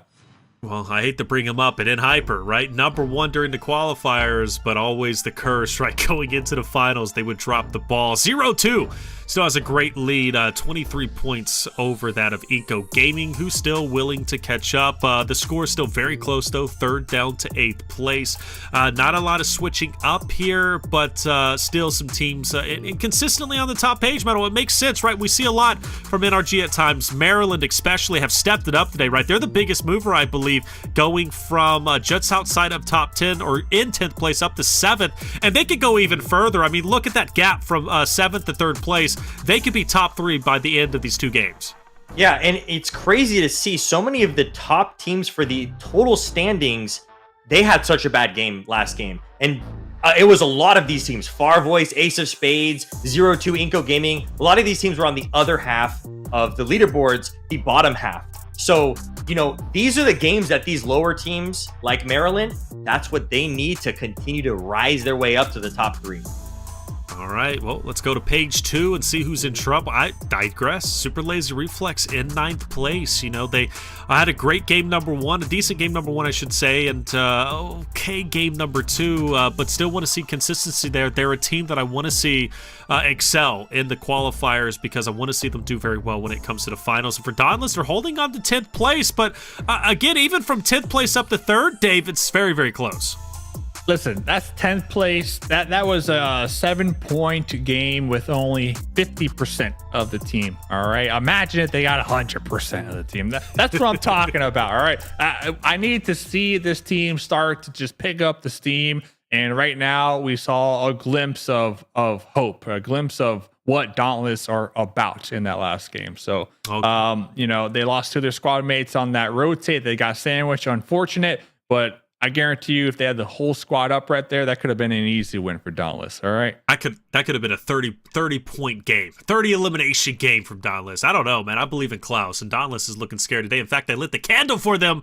Okay, the candle is for Dauntless. I'm on the Dauntless train. Hey, we're going to take a quick break, but when we come back, we'll be hopping into map number 3. We're going to Sanhok, and that means we're going to be seeing some epic battles. You do not want to miss out. We'll be right back.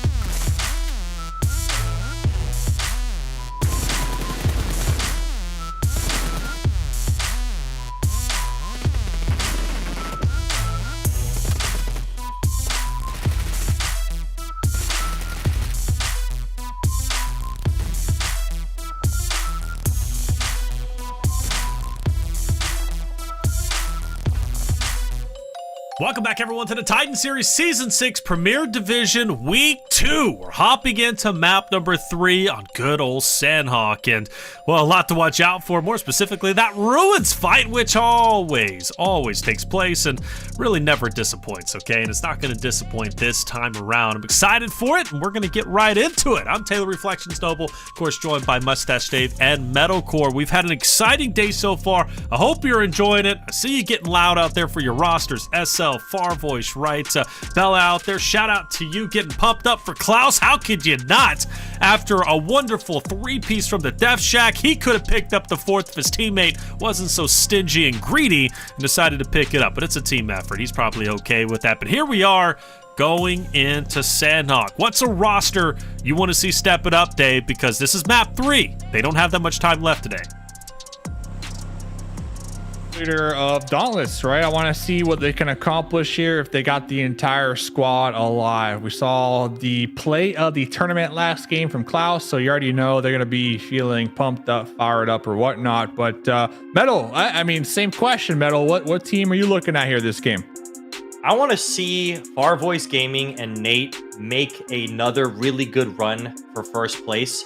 I feel like they're really high up there on the leaderboards, and if they have one really solid match, that could be a make it or break it for them to the top 3. Farvoice, they've had some moments to shine, and they make things exciting. They really do. They really do. Even if they're, few and far between against, Nate, Scottish, right? Here we are, NRG versus Maryland. Maryland, in my opinion, needs to win this. They're on the up and up. They're on the come up. They're very close to breaking into potentially the top 3. But if they lose this fight, they miss out on this map, well, they could be in trouble. And already off to a rocky start. Becker's down. NRG has the man advantage now, 4v3. And the remaining members from Maryland need to be on high alert, Metal. Yeah, I feel like this could be a super dangerous situation for Maryland if they don't get out of this, or if they get out of this with a little amount of teammates. They already lost 1, so this changes up their game. But it looks like NRG is getting third-partied because people know that there's already a party going down at Ruins. I don't get why I don't get why Ruins be so hyped. But this is it, and that's it for Maryland. The first team to be eliminated. But not it for NRG, because Dave, INF, they're moving in. You made such a great point. Maryland, we're on the up and up, right? And you guys are both saying, Maryland, the scrims, they're awesome. Listen, all right. Did they do that in scrims? Because if they did, I would hope that they wouldn't repeat what happens in scrims, right? There's no reason for a team to be hot dropping Ruins. We saw that all last season in PMSL. It doesn't work out for anybody involved. And I love that, you started this reflections with they're on the up and up, right? That was such a key takeaway because they were, in fact, gaining momentum. Game 1, game 2, they were getting eliminations, they were getting placements, and then come into match number 3, they decide to hot drop another squad. It doesn't even matter who the team is. The fact that you're putting yourself in that situation is just complete RNG. You never know what you're going to drop on, what weapon you're going to get, where your opponents are going to land. It's just a complete flop, right? There's no reason for that. And, well, boys, I'm sorry to tell you, I don't care what's happening in scrims. They killed their momentum, all right? That was it right there. So, Maryland, see ya. Dave, I love the banter with you, but you're 100% spot on. You really are, right? Maryland, they don't need to do that. I love the Ruins fight. I'm going to continue to hype it up. I want to see it every single time. Why? Because it's a fight right off the rip. Who doesn't like our early initial, especially as a spectator, which we are, right, at the end of the day. But Maryland didn't have to do that. And in order to be consistent, in order to win championships, you've got to be able to sniff that out and be willing to put your ego aside and understand, hey, it's time to play smart. Let's get looted up. Let's get kitted up. Let's play for zone. Let's play for positioning. It's not all about the flash in the pan, early engagements. It's about being smart and playing for the longevity of your roster. And speaking of longevity, Farvoice, a team that you just pointed out, Metal, I love where they're currently at. They're center zone. They've got Paradise basically by themselves, depending if X-Force decides to move in. But Farvoice, I'm feeling a good game for them, Metal. Yeah, and that's a great place to get some solid loot, get 32 grenades in your inventory, ready to go for endgame. I am surprised with Sanhok that these teams are dropping on each other and fighting each other because, like you said, doing that so early on, it's so dangerous, and it's not the most smart move, especially on a map that doesn't have easy ways to get out of situations. But it looks like Nate taking out a couple of X Factor. What's going on there? That's crazy. Yeah, Big Nate. Farvoice. Big Nate. Farvoice putting in some work. But yeah, see, a vehicle like this is rare on Sanhok. So I feel like when teams are landing on each other, there's no quick escape method. These are the very few vehicles that are on this map, because it's just more of a, hey, let's just run around kind of map. There's very few vehicles that spawn on this map, and yeah, just taking that early fight's just super dangerous. There's no way to get out of it. You got to win it or you got to lose it. Luckily, NRG did win it with 4 strong, and that's going to be great. They need it because, again, INF are moving in on them, and eventually that fight is going to go down. Not just yet, but eventually it will. Not to mention, Super Lazy Reflex is also in the vicinity, so you've got a lot of activity still on that dead end of the map, and, well, they've all got to rotate up basically the same route to get up to where boot camp is at, right, to get within that zone. So their lives are going to get a little bit more difficult as the game continues, Dave. Yeah, their lives are probably already difficult, because where they are on the leaderboard. But yeah, it's going to become even more so. And talking about difficulties, we still got a couple squads locked in horns. Yeah, this is exactly what I wanted to see. Inferno Esports, they did slowly creep their way up behind NRG in runes. And Pika going to be right behind this boulder with the M4. I'm looking for Pika's squad mates with the support. Looks like Paige is very far from his teammates in the front line. And to make matters worse, SLR are also in the general area here. So right. Pika kind of on a solo mission almost. Yeah, his squad mates are near, but if Pika was to take this engagement, I guarantee you Pika would be instantly turned on and flushed. So if I'm Pika, if I'm Inferno Esports, I'm going to be looking to evacuate the area, not essentially take this fight, but evacuate. The only reason I believe they're still, this is it. The only reason I believe they're spending so much time out here is because Chills is in the pathway, right? Into the zone for NRG. So I think they're trying to stay back to try to support Chills when that engagement does happen, which I like, but your communication's really going to have to be on point for Inferno. Golden Eagle Shining Legacy. Potential skirmish taking place here. Golden Eagles need this win. We say that about a lot of rosters. Remember, you go back to map number 1, Golden Eagles got into that skirmish on the bridge. They ended up losing their lives very, very quickly. So a big game is needed for them. And quite honestly, I think they're a team that just needs to step it up. In general, they get 14th place. Map number 1 with 0 eliminations. You go to map number 2. They get 4 eliminations. They better their placing. However, they only get 12th place, right? Golden Eagles needs a better performance. They're a team that is a staple when it comes to Titan Series. We know their namesake, but they haven't had the performance that we have seen from them in the past previous Titan Series competitions. But meanwhile, it looks as if the coast is going to be clear. They can kind of take a little bit of a break here. They need it. They lost a player. Shining Legacy might not want to press the issue too far depending on how this goes down, Metal. Yeah, and with teams like this, sometimes the synergy is off for the season, sometimes it's a bad season, but it never means that they're a bad team. These teams are already absolutely beasts when it comes to the game because they're already in the Titan Series. So I don't expect nothing less from any of these teams. I want to see each one of these teams have their shining moments, and we are slowly, in week 2, starting to see these teams have each of their own shining moments, and I love that. I absolutely love that. Dave hyping up Dauntless all last week. Didn't see a speck of them, not even them riding a horse. And now look at them. Look at them putting in that work. So I want to see more and more of teams that we haven't seen. Well, we've seen a lot of X-Force. We'll continue to see more of X-Force in the meantime. And players dropped. Aleem, unfortunately, down and out and gone. And Vict has to try and fight himself. I mean, look, X-Force been in this spot. In fact, Vict was just in this very spot in the last map against XYQ of all teams, Dave.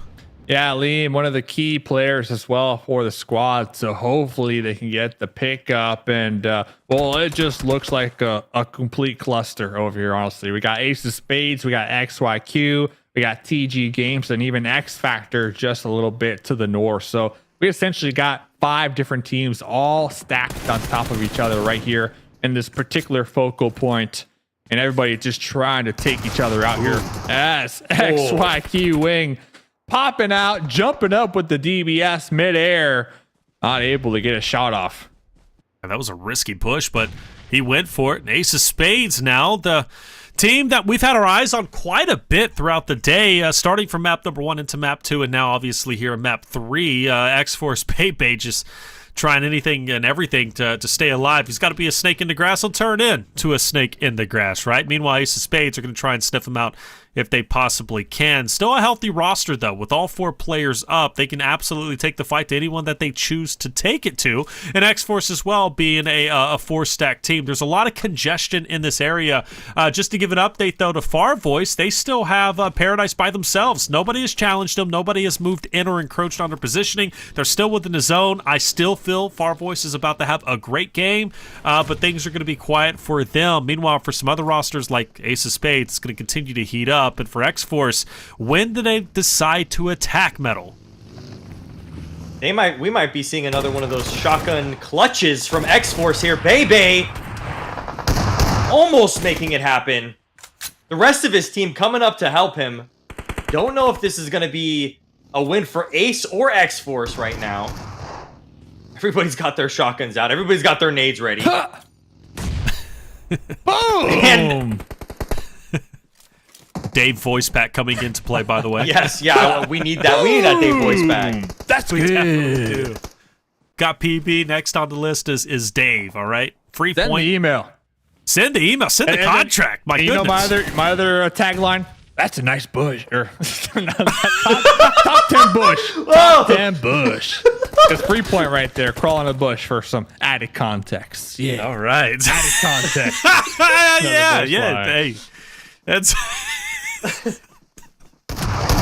Ace of Spades. Ace of Spades. Here we are.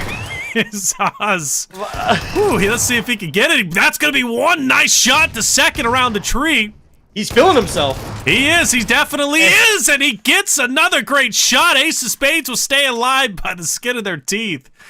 And, Ace of Spades. GG. 6 Using that push to eliminations. their advantage, as you can see there. GG. GG. Another line in the voice pack. GG. Another line in the voice pack. GG, Ace of Spades. Good stuff. Let's go. Let's go. Let's I see need, how like, far they can go. you know how they have a no? Like, no. You know, it should be like, no, not my mustache. We're talking Not my scrims. mustache. Yeah, that's a good one right there, Dave. Then we got metal horse on horse. But Yeah, it's- NRG, they're out there in the blue zone still. Big chilling, playing this one nice and slow. Ace of Spades, they've been in the mix for a hot minute now. 6 eliminations so far. Here comes NRG on the bikes. Finally going to be looking to show up here in the mid half of this game on the Vespa. Still going for the heels. And oh, they're playing this one nice and slow. Still 14 teams alive. So this has been probably the slowest game. Yep. Surprisingly enough, it is Sanhok, right? The smallest map, but definitely the slowest game this evening when it comes to being in stage 3 with still 14 squads alive here. So it is going to be sweaty. It's going to be a bloodbath once when this next circle does close. Yes, it is. It's going to be a bloodbath indeed. Bloodbath indeed. SLR, a team that, again, needs to wake up a little bit. They've managed to break into the top 10. They look to go even further. And with their positioning, I think they can do just fine. Straight out of Nepal, though, a deadly roster. I've been becoming a big fan of them. And even now, right, going against Shining Legacy, continually picking them off. It seems like Straight out of Nepal tends to be in the right spot at the right time. For Frankie, unfortunately, he falls. But I still got faith in him. I do. And especially against him going against SLR. I think these are two Titan teams. And anything can happen. And for Kindness, he's a deadly player. He seems to be the tip of the spear. And for Sage, being gatekept by the pop of blue. Ooh. Not going to be an easy spot to get out of. Crusher has been crushed, Dave. Crusher getting crushed.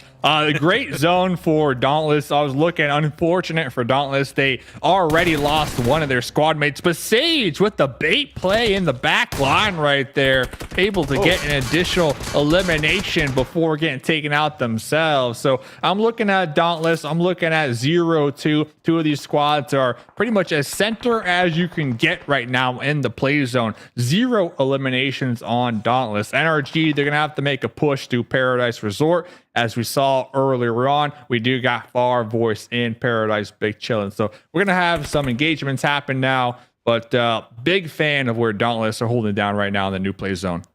Big fan indeed, and a big fan. Look at Ace of Spades, 6 total points, 6 eliminations so far off the back of those early fights. And look at Oz, right? He's the one who's been holding it down. 5 elims for him. Metal, this guy's on a tear. And those 5 elims are definitely not hard or not easy ones that he came by. Every elim in events like these are always like you are working for it. So this might be Ace of Spades match. I want to see them. But at the same time, you can see there's other teams rotating into this new small circle, so it's going to be really hard for them, especially with all these third and fourth parties, how close all these teams are together. It's going to be super hard for Ace of Spades to come out of this, or not. Yeah. Blinky, they still have 3 up, which makes it a little bit hard for them. Beautiful nade for the finish. It seems like, sometimes losing one member isn't as detrimental as, you're just by yourself. You're the last guy on the team. So they can at least play a little bit aggressive. They can at least play where they're going after elims still. 7 elims on the board. I keep seeing Nate getting knocks. Yep. It's kind of crazy because now the action is starting to come.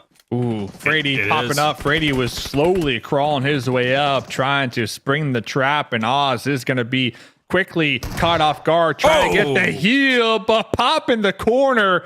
Brady just catching a slug to the dome right there. And I was going to say, Golden Eagles, they have been a squad. They've been a staple in the Titan series here, Reflections, if you can recall. I mean, this squad has been showing up almost every single Titan series, but we haven't really seen much from this team in particular this go around. Yes, this is only day 4. Yes, there's still more time, but the Golden Eagles, you want to hear the caca, we got to start to see some eliminations. We got to start to see some plays happen here, fellas. All right, well, there's Nate just up ahead alongside that of Farvoice and his roster. INFERNO Esports, a very aggressive team. And Farvoice could take advantage of that by kind of, reeling them in and putting them into the blender, which seems to be the case. They're playing very well as a team. Those choke points are being held down. INFERNO Esports struggling to find an angle. And Farvoice gets a little bit aggressive. Focus, I don't know. I mean, Aukis, I don't know where he's going. INFERNO Esports, though, they get a tit-for-tat trade, but it's not enough. They will fall. Farvoice will at least, I think, lose 1 or 2 players. They'll lose 1 player, excuse me, but they're at 7 elims, so they managed to get 3 more up. That's great for them. They get a team wipe. Paradise, very, very beneficial for them, but now they've got to move out Metal. This is the first time Farvoice has had to leave Paradise since the beginning of Sanhok. I think what they didn't have to lose their teammate right there. He kind of pushed way too aggressive, and he lost his life because of that. Now we're seeing a fight between X Factor. Shotguns out and everything. X Factor's actually pinned between 2 teams right now, so now the zone is getting so short that this is just CQB action between all these teams. Look at how many teams are at the edge of zone right now. Yeah, down Look to how many just players are here. Yeah, guys are last one alive right now, back against the wall, trying to toss out some grenades. We got TGames out here on the west side and SLR on the east side. So 2 separate squads trying to flush out this compound. X Factor down to just a solo. Fortunate for them, though, fellas, he is going to be in the play zone, so he might be able to rat it out just a little longer. And I want to point out, Farvoice was eliminated by 0-2. They left Paradise. 0-2 mowed them down and punished them as they were trying to get into zone. Farvoice finished off in 9th place with 7 elims. Ace of Spades also down and out. Granted, 10 eliminations. A massive game for them. And as we hop on board with X Factor, they're now gone themselves. Teams are dropping like flies as the zone starts to condense in. There's not a lot of hard cover, and if there is hard cover, you see fights like this, right? TGames versus SLR. Super Lazy Reflex, they have left the hill, they've left the forest, and they are now into the buildings. But how is their CQC game? Is it enough to take down TQ? Well, at the moment, it seems like it is. And SLR, they're now on the hunt. They're getting aggressive. Dave, they're pushing in. Yeah, SLR definitely have the most experience when it comes to shotgun play. Nice. Big right there with the support from his squad mate Kindness, just clutching it out.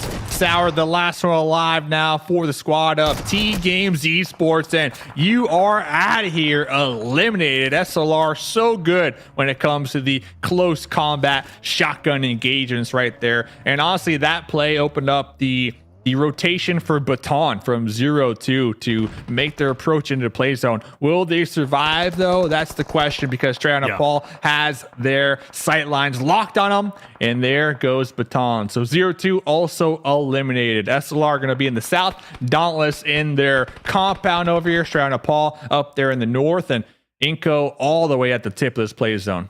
Man, the rotations have been brutal. Absolutely brutal. You see plays like SLR just a little bit earlier winning a great engagement, then they push through, and now they've got straight out of Nepal gatekeeping them. Now, the good news is, though, still alive with 2 players, 8 eliminations, a big game, a much needed big game to jump up that leaderboard for SLR. How far can they go? Well, it's up to them. Right now, the healthiest team's iNCO Gaming with 4 players, straight out of Nepal, sitting at 3, and Dauntless at 3-2. Dauntless could have back-to-back massive games and a top 3 performance for the first time today, which would be huge, especially right for Dave, who's been supporting them since the very beginning. They're in the center zone. Everybody else has to break into them. For SLR, Metal, I'm looking at them. I don't see how they could break into the next zone. If another team takes the fight away from SLR, they could break into zone. I feel like this could be anyone's game, but it definitely is looking on the side of Dauntless, especially with how good their center of zone is. Yeah. And they're already, there they go. They're picking off SLR. Yeah. SLR still not out of it. We've seen solos clutch it today. Today might be the solo clutch day. It's Kindness, it could. Yeah. If Kindness can, well, here comes zone. Yeah, here comes zone. I think he's going to go ahead and finish himself off, deny the elimination. Actually, the med pack will pop, though. But he can't go anywhere. He's not going to get that. So straight out of Nepal, iNCO, Dauntless, the remaining 3 who's going to be fighting it out, and already they're getting mixy. iNCO onto straight out of Nepal, and members are starting to fall on both ends. Dauntless also getting them, and I think Dauntless are set up for a nice win here, Dave. Yeah, I was really looking for iNCO on their high ground to take advantage and keep Dauntless at bay, but it does look like iNCO trying to take the fight here with straight out of Nepal. 7 going to be crawling up, then grenade range, tossing some Molotovs, trying to get that spread with the molly to get another knock. And Dauntless still going to be in their compounds down here, using the high ground to their advantage, trying to clear out straight out of Nepal. But now here comes the push, the wraparound from Dauntless. That will be the game-winning play as iNCO, they are just tunnel vision right now straight out of Nepal. 7 was a snake in the grass a little bit earlier. Now he's on his feet, and he's looking to get the finishes.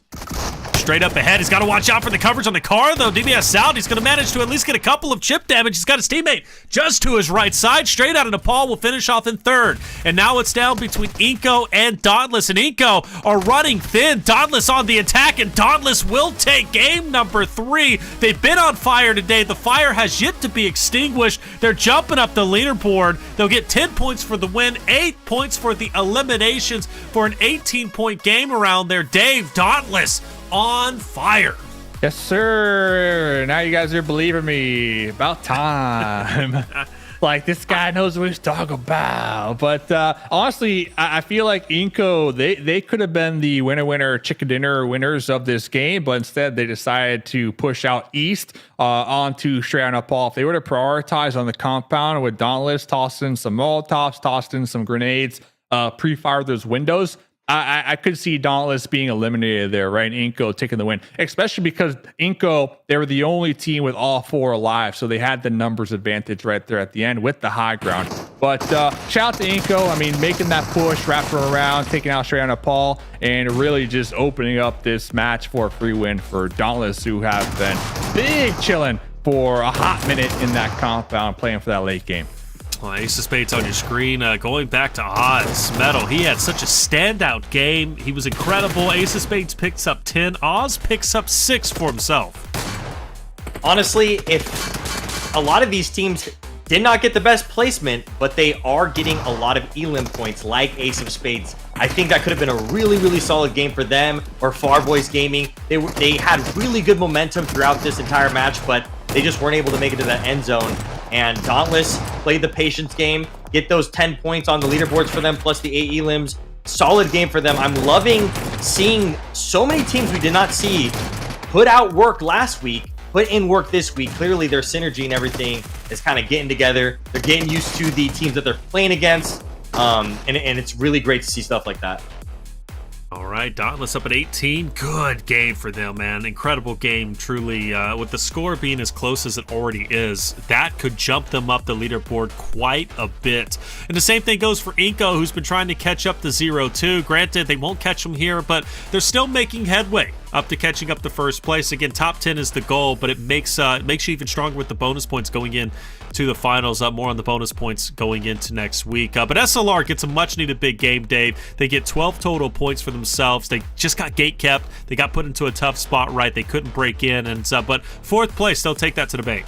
Yeah, SLR, I mean, when we're looking at teams in this lobby as a whole, SLR are definitely one of the stronger teams when it comes to just like straight up team fights, 4v4, 4v3, 3v3, like straight up close quarter combat team fights. There's no third party, there's no fourth party, it's just gun skill. SLR, they're definitely one of the heavy contenders when it comes to that. So I am happy to see them get these 8 eliminations. Dauntless getting 8 eliminations. And remember, Dauntless, top 10. That's all we need. Top 10. Make that next round number 1, baby. Then we could take that money and buy 3 horses, Three. Because they average about 3,000 a pop. All right, depending on breed and pedigree. Well, Titan Series fact. Titan Series, hey, you learn a lot more than just PUBG Mobile stats. You get it all from the casual perspective, mixed in with esports and metal. Now you're getting your horse knowledge in, and you got your free voice packs. Hey, shout out to Dave. He's bringing into the action today. Farvoice, Dauntless are tied in 4th and 5th, but Ace of Spades back there with just 1 point, right? 97. SLR hot on the hills. That's going to be the narrative all the way through. But the question is, Dauntless going into the final game, top 3, absolutely possible. But here we are. Now things start to get scary, right, Meadow? Because we're heading into the final game, and if it's anything like last week, X Factor is about to go off. Yeah, I feel like X Factor and Maryland are in the perfect situation for themselves to push them up on the leaderboards with how close they are and how close the standings are. First place, it's pretty far away, but the standings between, I would say, 3rd and 9th, they're just so close. So it could be anybody's game. But the fact that Maryland really messed up their match at the very beginning there, it kind of screwed their momentum. And as you can see, they moved nowhere. They did nothing. But if they did have a good game, they could have moved really far up on the leaderboards with how close these points differences are between all these other teams. Well, the good news is they're still close, right? There's still a chance with one more game to go. We hop back into Erangel, and if we're talking about Maryland, if they pick up where they left off on Erangel, that means a winner chicken dinner with 4 eliminations. Maybe they get more. So they're looking pretty good going into the final game of the day. Speaking of which, first and foremost, make sure you follow us on socials if you haven't already. Make sure you hit that subscribe button. We still have one more game to go for week number 2 of the Titan Series Season 6 Premier Division. Who's going to take it? Get loud and proud for your team in chat. I want to see it. I want to see that support. Erangel coming your way after the break.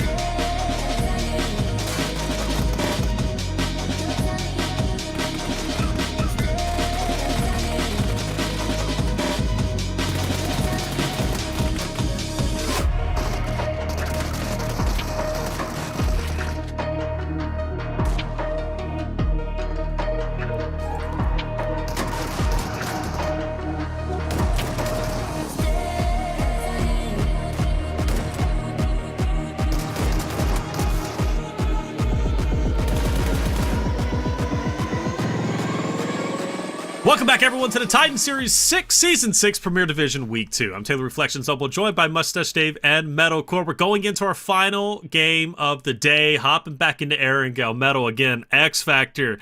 I'm looking at them. I want to see another 21 elimination game to finish off the day. They're at 80-something now. That'll put them up to, honestly, close to second place. But there's a lot of rosters other than just X Factor, right? I mean, we're looking at, I think, at least 6 or 7 teams that could do the same thing X Factor did last week and place top 2.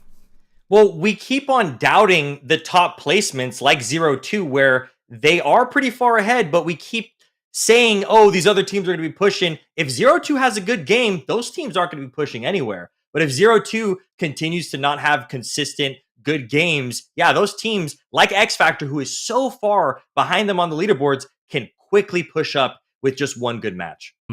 Quickly indeed. And I'm really hoping we get an Erangel like we did in Map 1, Dave, because that Erangel was incredible. It set the precedence to for what the entire day really has brought. I don't think there's been a bad map so far.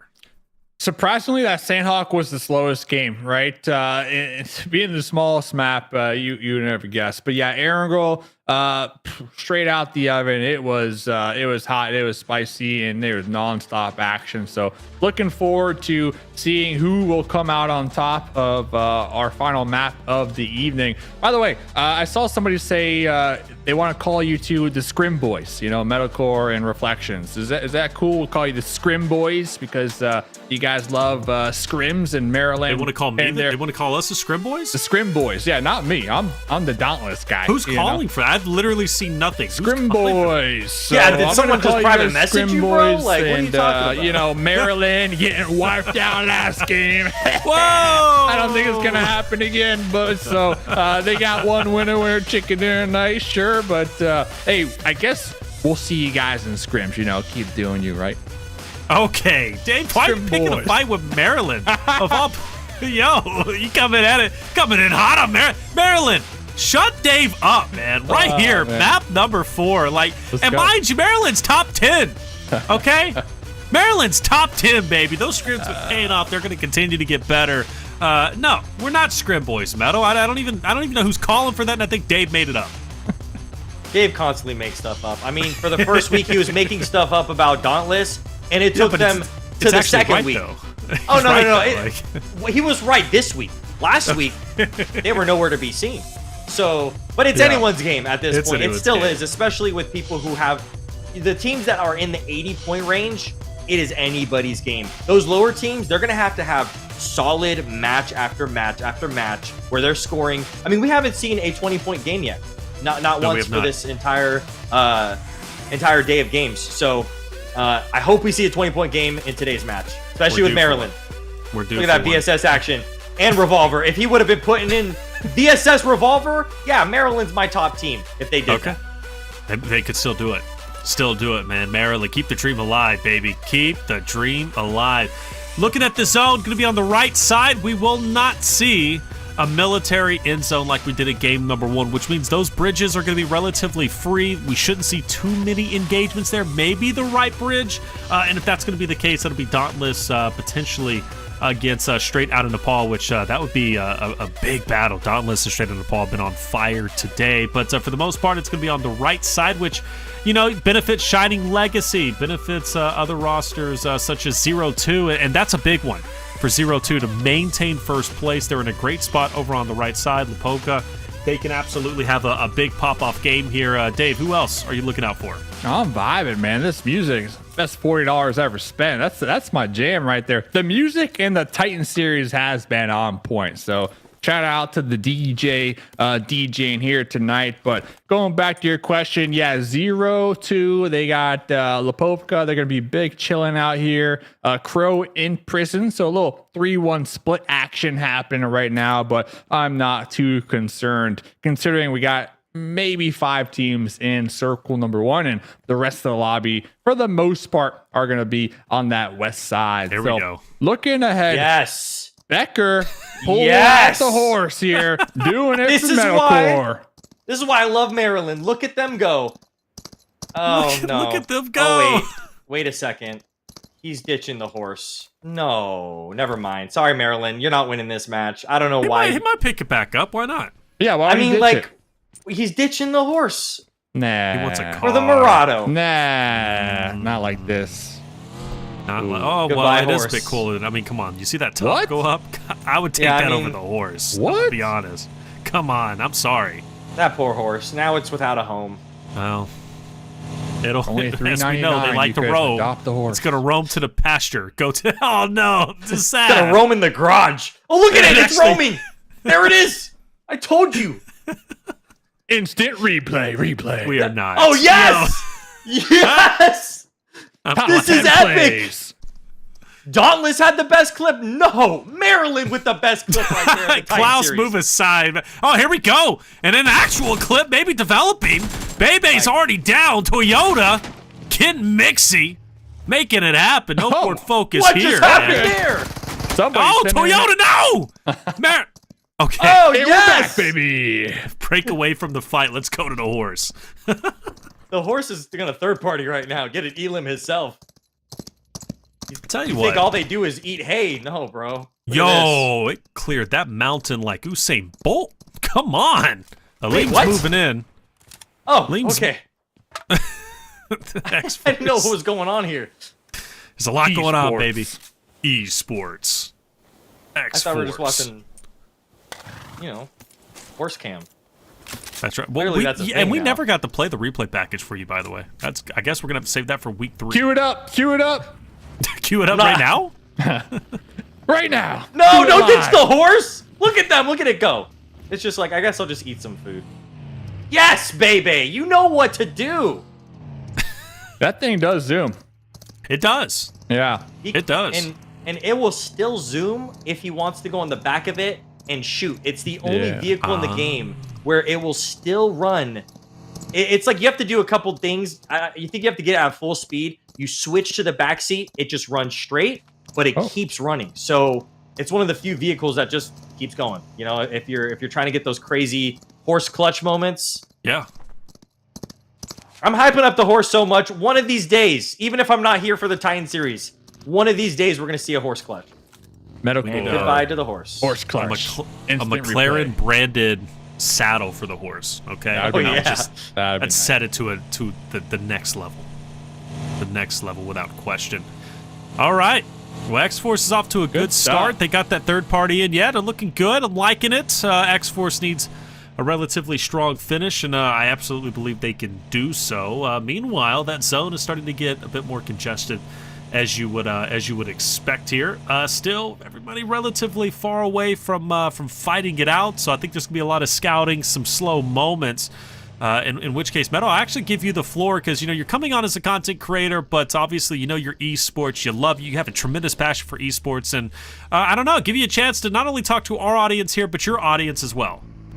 Yeah, what's up, chat? This is kind of weird because I'm not normally in this situation where I'm casting over some gameplay. I've always told my viewers that I hated custom rooms because I wasn't able to play in them. But these are the ones that I definitely don't want to play in because you can see how insane these players are. I mean, they're lasering enemies out of vehicles. They're doing things that you don't see in my normal streams. But that's the reason why I kind of love being a part of these, and I jump on any opportunity to be a part of these. I think the last time I did some casting was for a female league with, I think it might have been Shredder or Red Eyes, but it's amazing to see how far mobile gaming and esports has come, and I want to continue to see that, both mobile gaming and esports. I've been to a couple LAN events myself, and I know the pressure that these players really have. Even in just a tournament like this, the pressure is immense. They are practicing consistently. This is, their second job or whatever. So I love seeing the effort that these teams put in, and I love seeing how big the esports scene for PUBG Mobile has gotten. And like I said last week, and huge props to Titan Series for this, for also having a female league, because, the girls can play with the boys, especially when it comes to esports.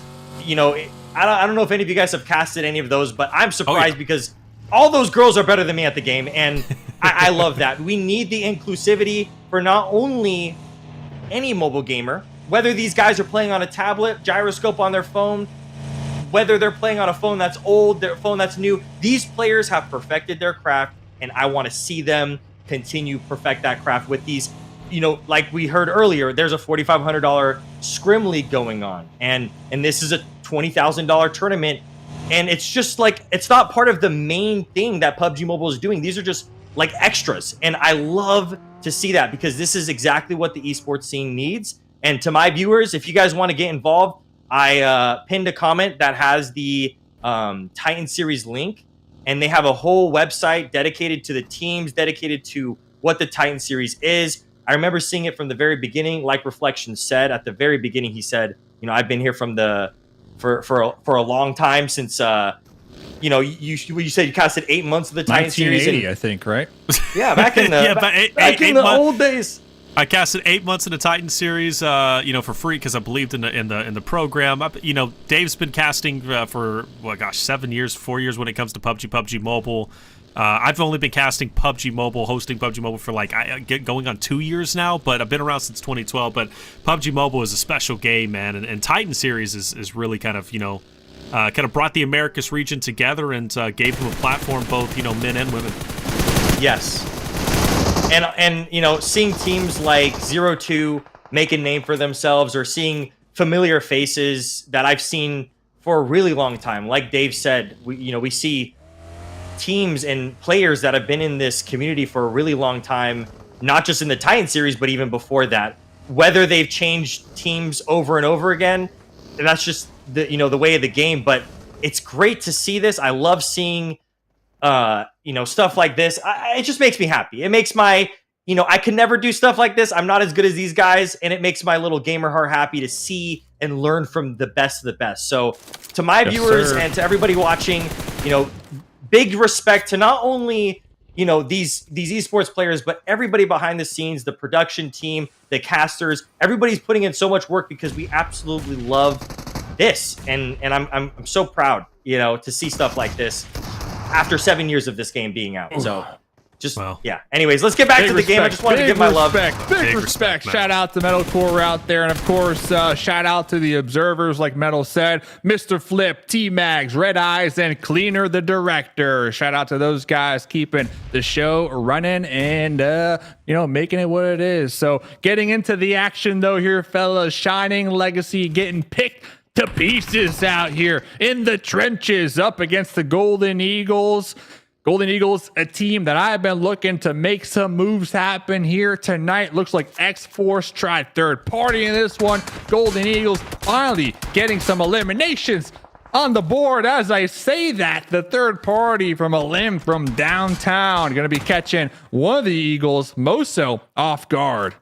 Tell you what, a limb, he's been a nuisance today. You think you're in a safe position, you think the fight is over, and then a limb, he rolls up and makes things interesting. I also saw Vic down low for X-Force, being a snake in the grass, which he's done several times, and honestly, to great success. But for X-Force, they may not have the high ground. They might just have a little bit of, a dip in elevation, but it's enough for them to be put into the grave, or at least a couple of them. So for X-Force, they're going to have to play this appropriately. Golden Eagles, though, maintain their life. Good on them.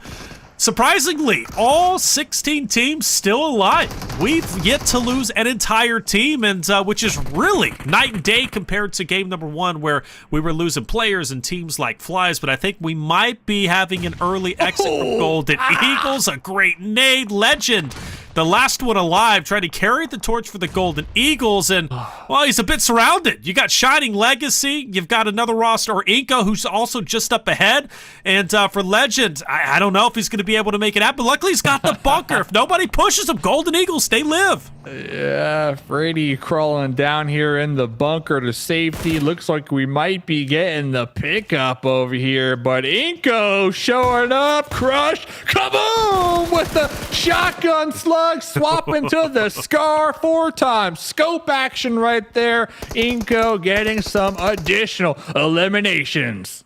Dirty play, man, because Crush, he gave Golden Eagles just enough hope, Metal, right? Gave them the time to res. They thought, okay, we can actually make it out of this, and as soon as the res went off, Crush was there to crush the dreams. I'm surprised that we're seeing so much action in this section of the map. And that's why, like, going back, I love esports. We're seeing fights that we normally never see. And we're seeing pushes now. I feel like these teams are getting a little bit more used to each other and are being way more aggressive week 2 than they were in week 1. Getting a little bit more confident, maybe, felt out their competition. They're more comfortable when it comes to being on the broadcast, streaming. There's a little bit of jitters and nerves, shaky hand syndrome, right? Whenever you're not used to being broadcasted and casted over, regardless of the audience. It's just, again, that red light fever. Sometimes it's good, sometimes it's bad, but I think in week 2, everybody's starting to kind of settle in. Crush has been a nuisance up here on the top bunker, and now with Shining Legacy going, where Golden Eagles were just finished off, Crusher is looking to potentially end them. We'll see if they can do it, Dave. Yeah, it looks like iNCO. You can tell they're playing with vengeance here. They're pissed that they kind of threw that last game where they could have easily got that winner chicken dinner. They went for the eliminations instead of the win. Come into match number 4, they're being proactive. They're taking out their opponents, making sure to clear their backsides before pushing forward. Already with 4 eliminations. So iNCO setting up for a nice game for probably high placements and maybe even a win. I mean, just kind of looking at how they're bouncing off of zone to zone this game. They are posed. They are posed for a winner chicken dinner. I feel it. All right. I hope they get it, man. If you feel it, I feel it too, brother. Feel it. You feel it, I feel it too. Next zone doesn't feel it, though. Well, you got a sixth sense about these things, man. So when you say stuff like that, I start to listen. I've become quite a believer, though. That zone, though, it's a bit weird. Zone doesn't feel it. Zone doesn't feel Another it. voice line. Hey, flip it, ship it, baby. Send the contract. I'm ready. I'll buy it. I'll buy it for sure. Look at NRG, though. NRG going to be pushing to the north. Instead of sending it to the beach, they're actually going to be looking to take the fight up against iNCO. Yeah, very interesting push right now for NRG. Oh, a lot of road rage happening out here as well. Everybody just fighting for position in the new circle. And Maryland, unfortunately, will lose one player as they look to be in a little bit of trouble at the moment. And now things are starting to get a bit chaotic. For the longest time, 16 players are remaining throughout 3 complete stages. Now in stage 4, we've lost quite a few. X-Force, SL Ace, as well as Golden Eagles. And Scottish on your screen, always great to watch him for Farvoice. They had a bit of an early exit last game. I expected them to have a great game on Sanhok. They had Paradise locked down for the longest time, but it was 0-2 who took them down. This time, Farvoice, well, they want to go even further. And 0-2 is right there. They could potentially get revenge in this moment, Metal. Yeah, if 0-2 gets eliminated early again with very little points, this could be really, really bad for them. They have a huge lead, but they keep on having bad games, and that huge lead could be taken away from them very quickly. Quickly indeed. Here's that iNCO fight you mentioned a little bit earlier. Of course, it was against NRG, and 24K is finished off. NRG now in dire straits as 2 players are down, only 2 more remaining. iNCO roaming the area, and you will have INFERNO, who's going to be just up ahead. A very aggressive roster, and wouldn't surprise me if they push straight into Gary and, well, the entirety of iNCO, Dave. Yeah. Oh, Gary on the hill top right now. Needs to avoid getting ran over. Needs to avoid these grenades. Pika cooking one down below. Gary also getting third party from long range, but Gary's squad mates trying to get the alternate angle. Looks like Pika just putting in a lot of work in the front lines, and there goes the final member of iNCO, taken out from INFERNO Esports, and the help, of course, from the third party from downtown. But INFERNO still alive, fellas. 2 eliminations here. They should be able to get both pickups as well. That'll be good for them. That means they will be at a 3-stack, which is going to be great because, well, there's only a handful of rosters. Super Lazy Reflex, TGames, and XYQ who are sitting at 4 for the most part, though 3 is going to be very, very strong. NRG, I thought, was going to be in a bit more dire straits, but they seem relatively healthy. Granted, I say that straight out of Nepal, though, from a distance, is putting the pressure on them, Metal. Yeah, straight out of Nepal is really good at applying pressure. They're a solid team that I feel like they do consistent, but we haven't seen any huge games from them. I also want to add that Ace of Spades and iNCO getting eliminated pretty early on is going to be pretty hard to see what happens on the leaderboard for those teams. I was really rooting for Ace of Spades, especially after they were doing pretty good. But again, I feel like this could be anyone's game. And especially with this new zone shift, this is a zone that has very little buildings, especially on Erangel. We've got partial water, partial cliffs. I know some of those cliffs you can't just get up. So if any of those teams end up near those cliffs, they might be stuck. But can a horse get up those cliffs, Metal? A horse can do anything in this game. There you go. A horse can do anything in this game. That's all I believe you need. in the horse. With a horse, nothing is impossible. Remember that, guys. You got it. You got a math test coming up. Buy a horse. As we found out earlier from Dave, $3,000. Buy you a horse. On average, excuse me. On average, sometimes you get them cheaper. Sometimes they're more. the cost of care, which is the real, payday right there. But now, if you want to go to Kentucky Derby, though, it might be more than 3,000. Might be more than 3,000. Without doubt. XYQ looking to breach some compounds. XYQ had one good game here tonight. They were looking pretty good. Besides that, not a lot of flame, but let's see what they can accomplish here. They are going to be working together as a unit, as a squad, trying to flush out Farvoice Gaming, who are somewhat separated. It looks like Farvoice has a member on the rooftop right now of where XYQ are currently holding down. XYQ, a full squad. Scottish looking for the off angle, the surprise factor over here. Looks like that squad mate not looking to stay on top of that rooftop. So both of these teams going to be right there on the edge of the play zone out here on the east side. Nice. And Valak, ooh, got caught slipping right there. That's slipping. A great angle. Great angle indeed. Now Farvoice, I think they push up in this moment. They've got that first knock. You got to take advantage of this. When you get that first knock, you've got the man advantage. This is where you apply the pressure. Wing has no choice but to try and go up top now, and all three are going to kind of bunker in. I've seen this play out time in and time again. Sometimes it works, sometimes it doesn't. Do you wolf pack up the same stairway? Well, now you got to watch out for potentially a third, or should be Trick. XYQ Trick on the outside. Farvoice wasn't ready for this, and Scottish is Trick with the nade out. Doesn't fall, it doesn't. Scottish takes him, and maybe there's a chance. Scottish looking to go off. That's going to be now 2 down. And what XYQ I thought had an advantage now turns into a disadvantage. They're getting wiped off the map. And Valak is now the saving grace for this XYQ roster who looks so healthy and is now in dire straits. Dave, can Valak get the job done? I don't know. Our boy Scottish is just steamrolling them down right now. Scottish with 3 eliminations. Valak, no meds, back against the wall. No Molotovs, no smokes, no grenades. Not a lot of health to work with as well. Scottish looking for the squad wipe here, boys. This could be it. Man. We keep on seeing 3 pieces from these teams. Nobody gets to finish off that 4th. But every time we see these 3 pieces from these just solo players putting in work, they're crazy. Like, it's some crazy action we're getting. So, shout out to Scottish there. The French Scottishman. French Scottishman, exactly. Scottish, man. All right, Coops, 1v1 against straight out of Nepal. I believe that's Blast up ahead. Coops filling himself, trying to bait out that nade, sees it, rotates, another angle. DBS is out, maybe a chance. Blasto hits some great damage. Coops holds his ground, and Coops will win that fight. Straight out of Nepal is out of there, Dave. See ya, Straight out of Nepal. Last game, Straight out of Nepal, they put in some work. They got some elimination, so they at least had a solid game here tonight. This is going to be game number 4, the final match of the evening. The 4th day in the entire Premier Division. Remember, top 10 make it to that next round. We're going to have next week as well.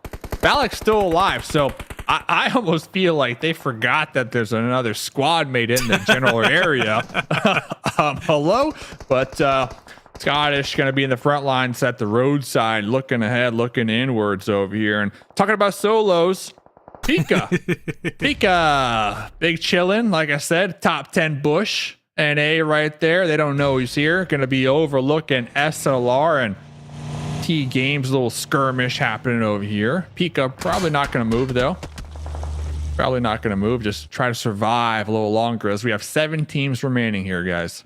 Metal, look at this. This is just a hodgepodge of teams. I'm looking at this and I'm thinking to myself as a casual player, there's no way I'd make it out of this alive. See that horse in the distance?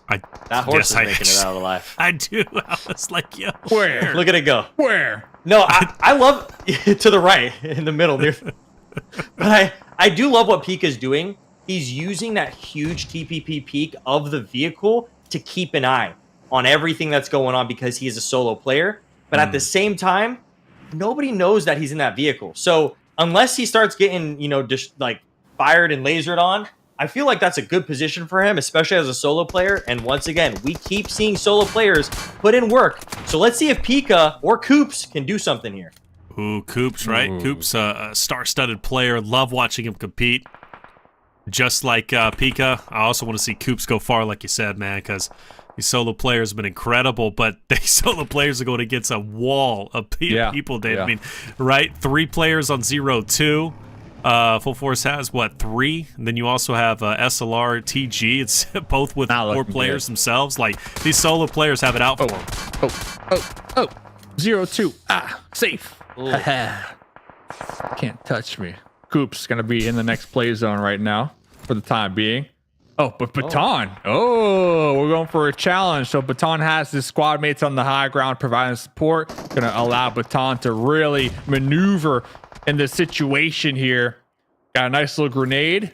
Coops not able to go for the heal, trying to take some shots at the Guardian Angel Capri's down range, but that was just a beautiful play from 0-2 right there. Well thought out, calculated.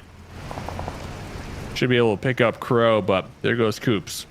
No, 0-2, you notice they'll take the outskirts. They were setting up for what the old zone was, obviously getting back up their player, but now they're going to have to work their way in. They still have the dead zone map. They're poised for a deep run in this game. They've already made a deep run in top 4, but I think they're going to go for gold. I really do. I think 0-2, this is their game to make it happen, especially with these these fights taking place. I mean, Metal, you look at SLR, right? They're going against TG just up ahead. These teams are going to cannibalize each other. 0-2 are going to be happy to kind of stay to the wayside and waiting to get the winner chicken dinner. I mean, I've been hyping up 0-2 all day long, and I want to see them, I want to see them win. Especially, like you said, these teams are cannibalizing each other, but 0-2 might come in for the third party. Malkin turning on one of those 0-2 members.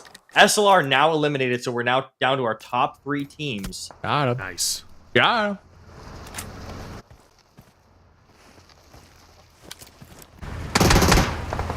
Zero two, kind of crumbling right now, fellas. I'm not gonna lie. Hey, don't call it too early. Stating the obvious, right?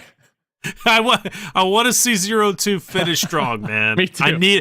It's like I look at the stats. I'm like, oh, they won a game, but off broadcast. It's like, but it's elusive. It's like, can they win it on broadcast? Are they actually winning games off broadcast? Like a chupacabra. Yeah, you can't see it. It's like you heard the legends, right? But is it real?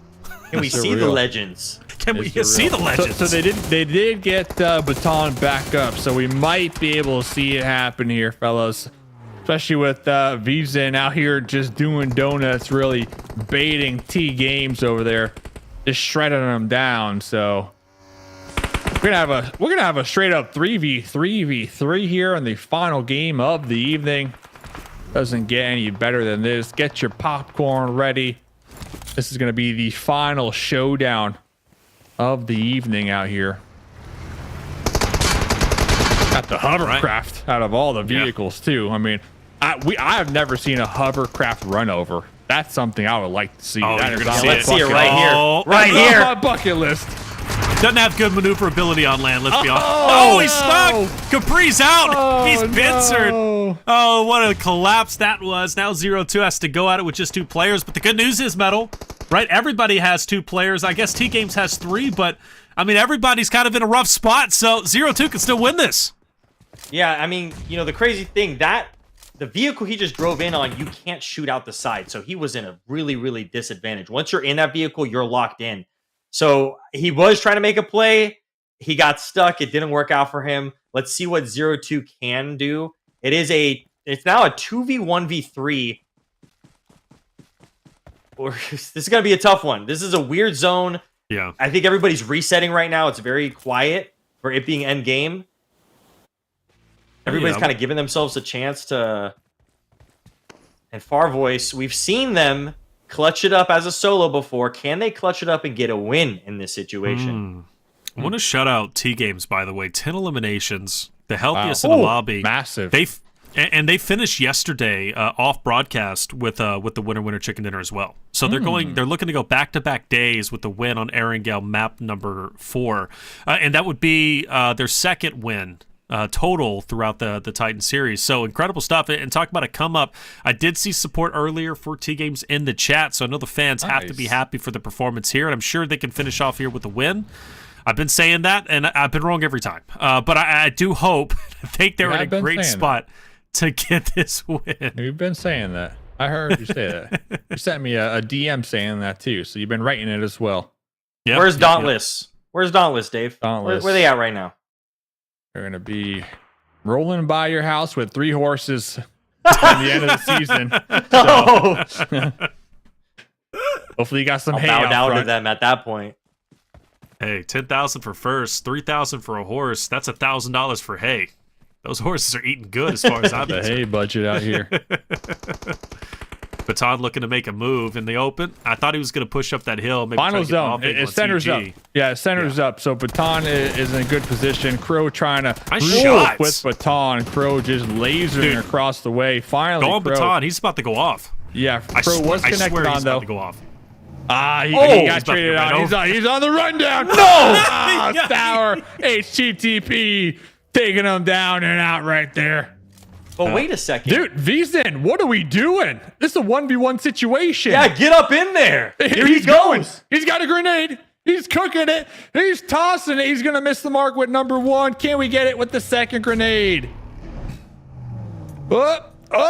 Almost. Another run over? A run over to get the win? That turn radius is a bit rough. Up close. Hold up. Wait a minute. Something's not right.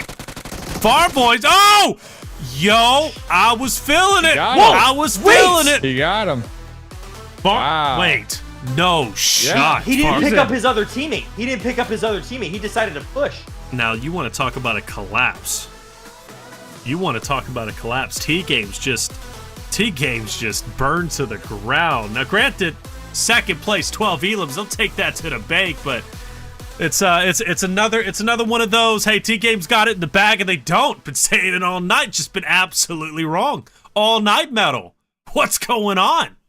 All night, we've been seeing solo clutches after solo clutches. You can never dismiss that third party, that Farvoice team member. He waited for that perfect moment, and that perfect moment was after the fight with 0-2.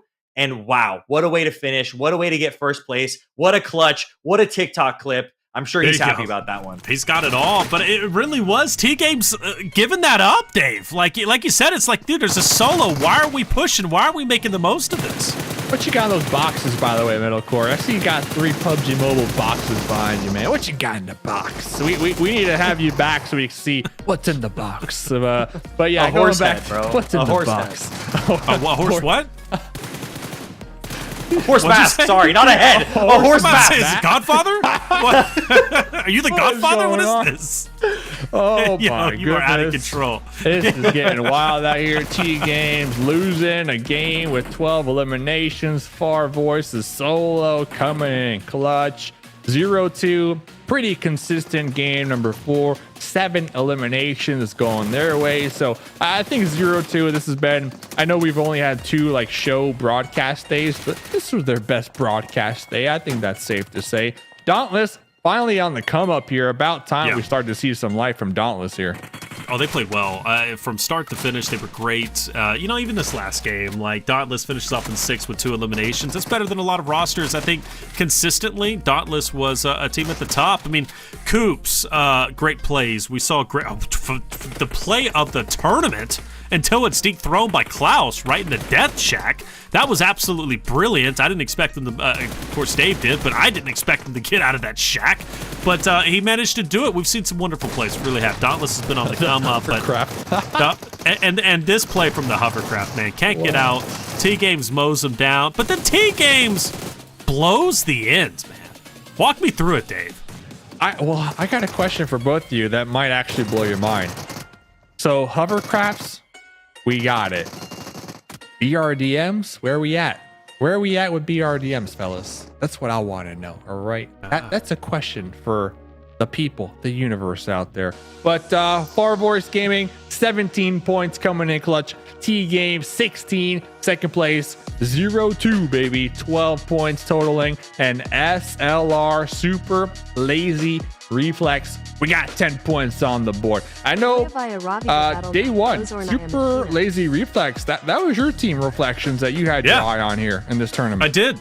I want to see them go far. I really do. They're an inconsistent roster. Like, that's the reality of it. But they finished off relatively strong. They were already top 10, which is surprising to me. I want to see them make it to the finals. They're a roster with a lot of LAN experience, and a lot of experience in the Titan series as a whole. Anyways, the 4 members there. So I do want to see them go far, and I want to see how well they can do in the finals. But as of right now, I don't think they're in their final form. They've got to continually improve, and that's what each week is about. 0-2, though. Talk about that lead, Metal. The biggest lead we've seen yet. They maintain first place. They may not be the flashiest team, but they're the most consistent team, clearly, even if we're harsh on them.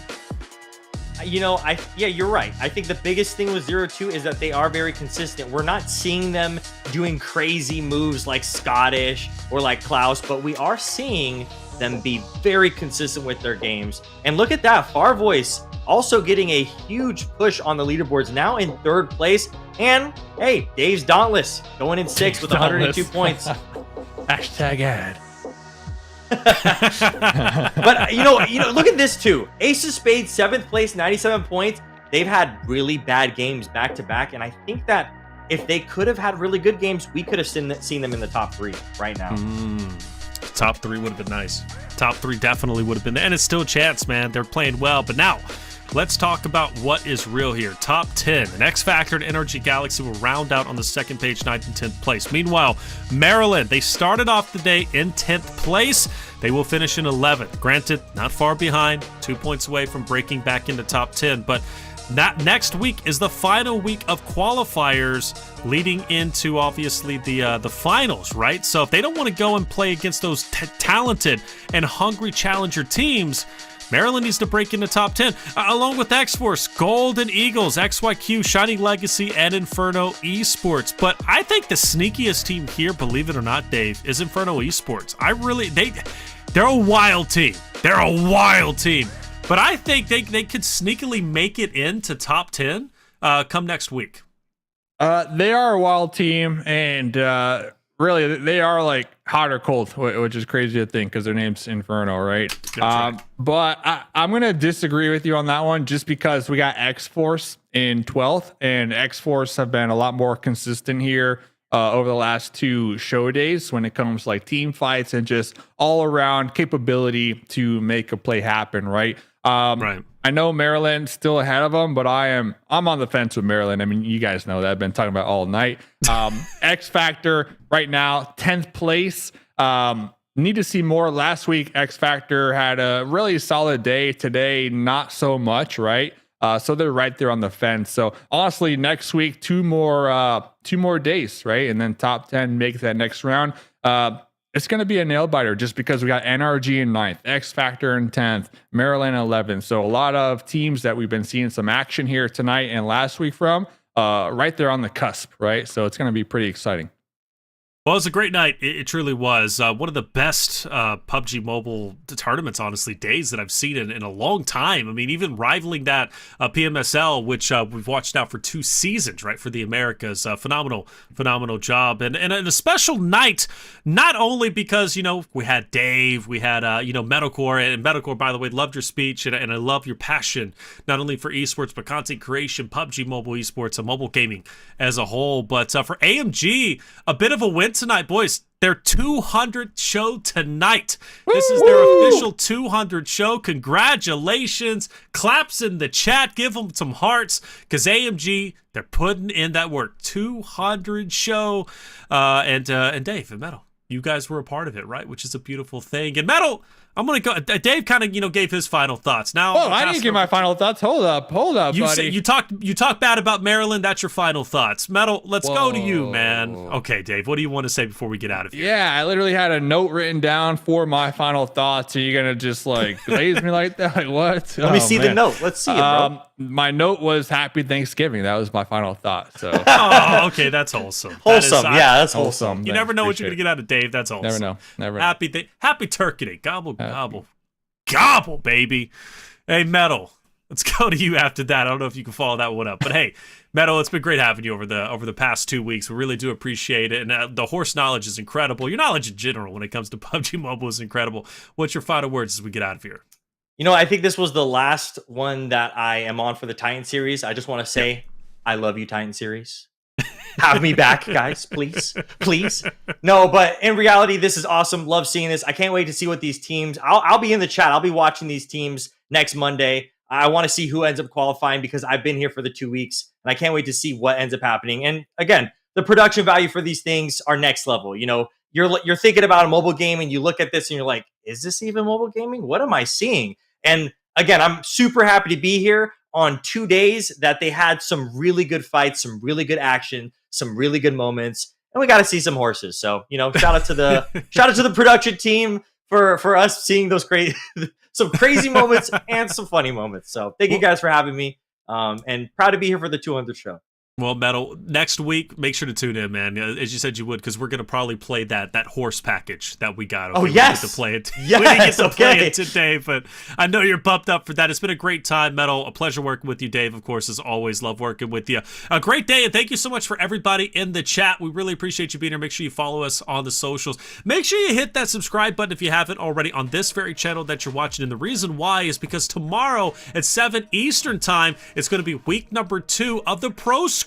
We're talking about a $4,500 prize pool. All 16 teams that you just saw tonight going to be competing tomorrow, and they're playing for real money, and they're also giving you more PUBG Mobile Esports action. I mean, come on, what is there not to love? Now, as far as the Titan Series Season 6 Premier Division goes, next week, same day, same time, we return for week number 3, the final week of the qualifier, the final chance to break into top 10. Who will it be? Who's moving forward to the finals? And who's going to be having to play against those talented challenger teams? And from what I heard, 80 of them all competing against each other.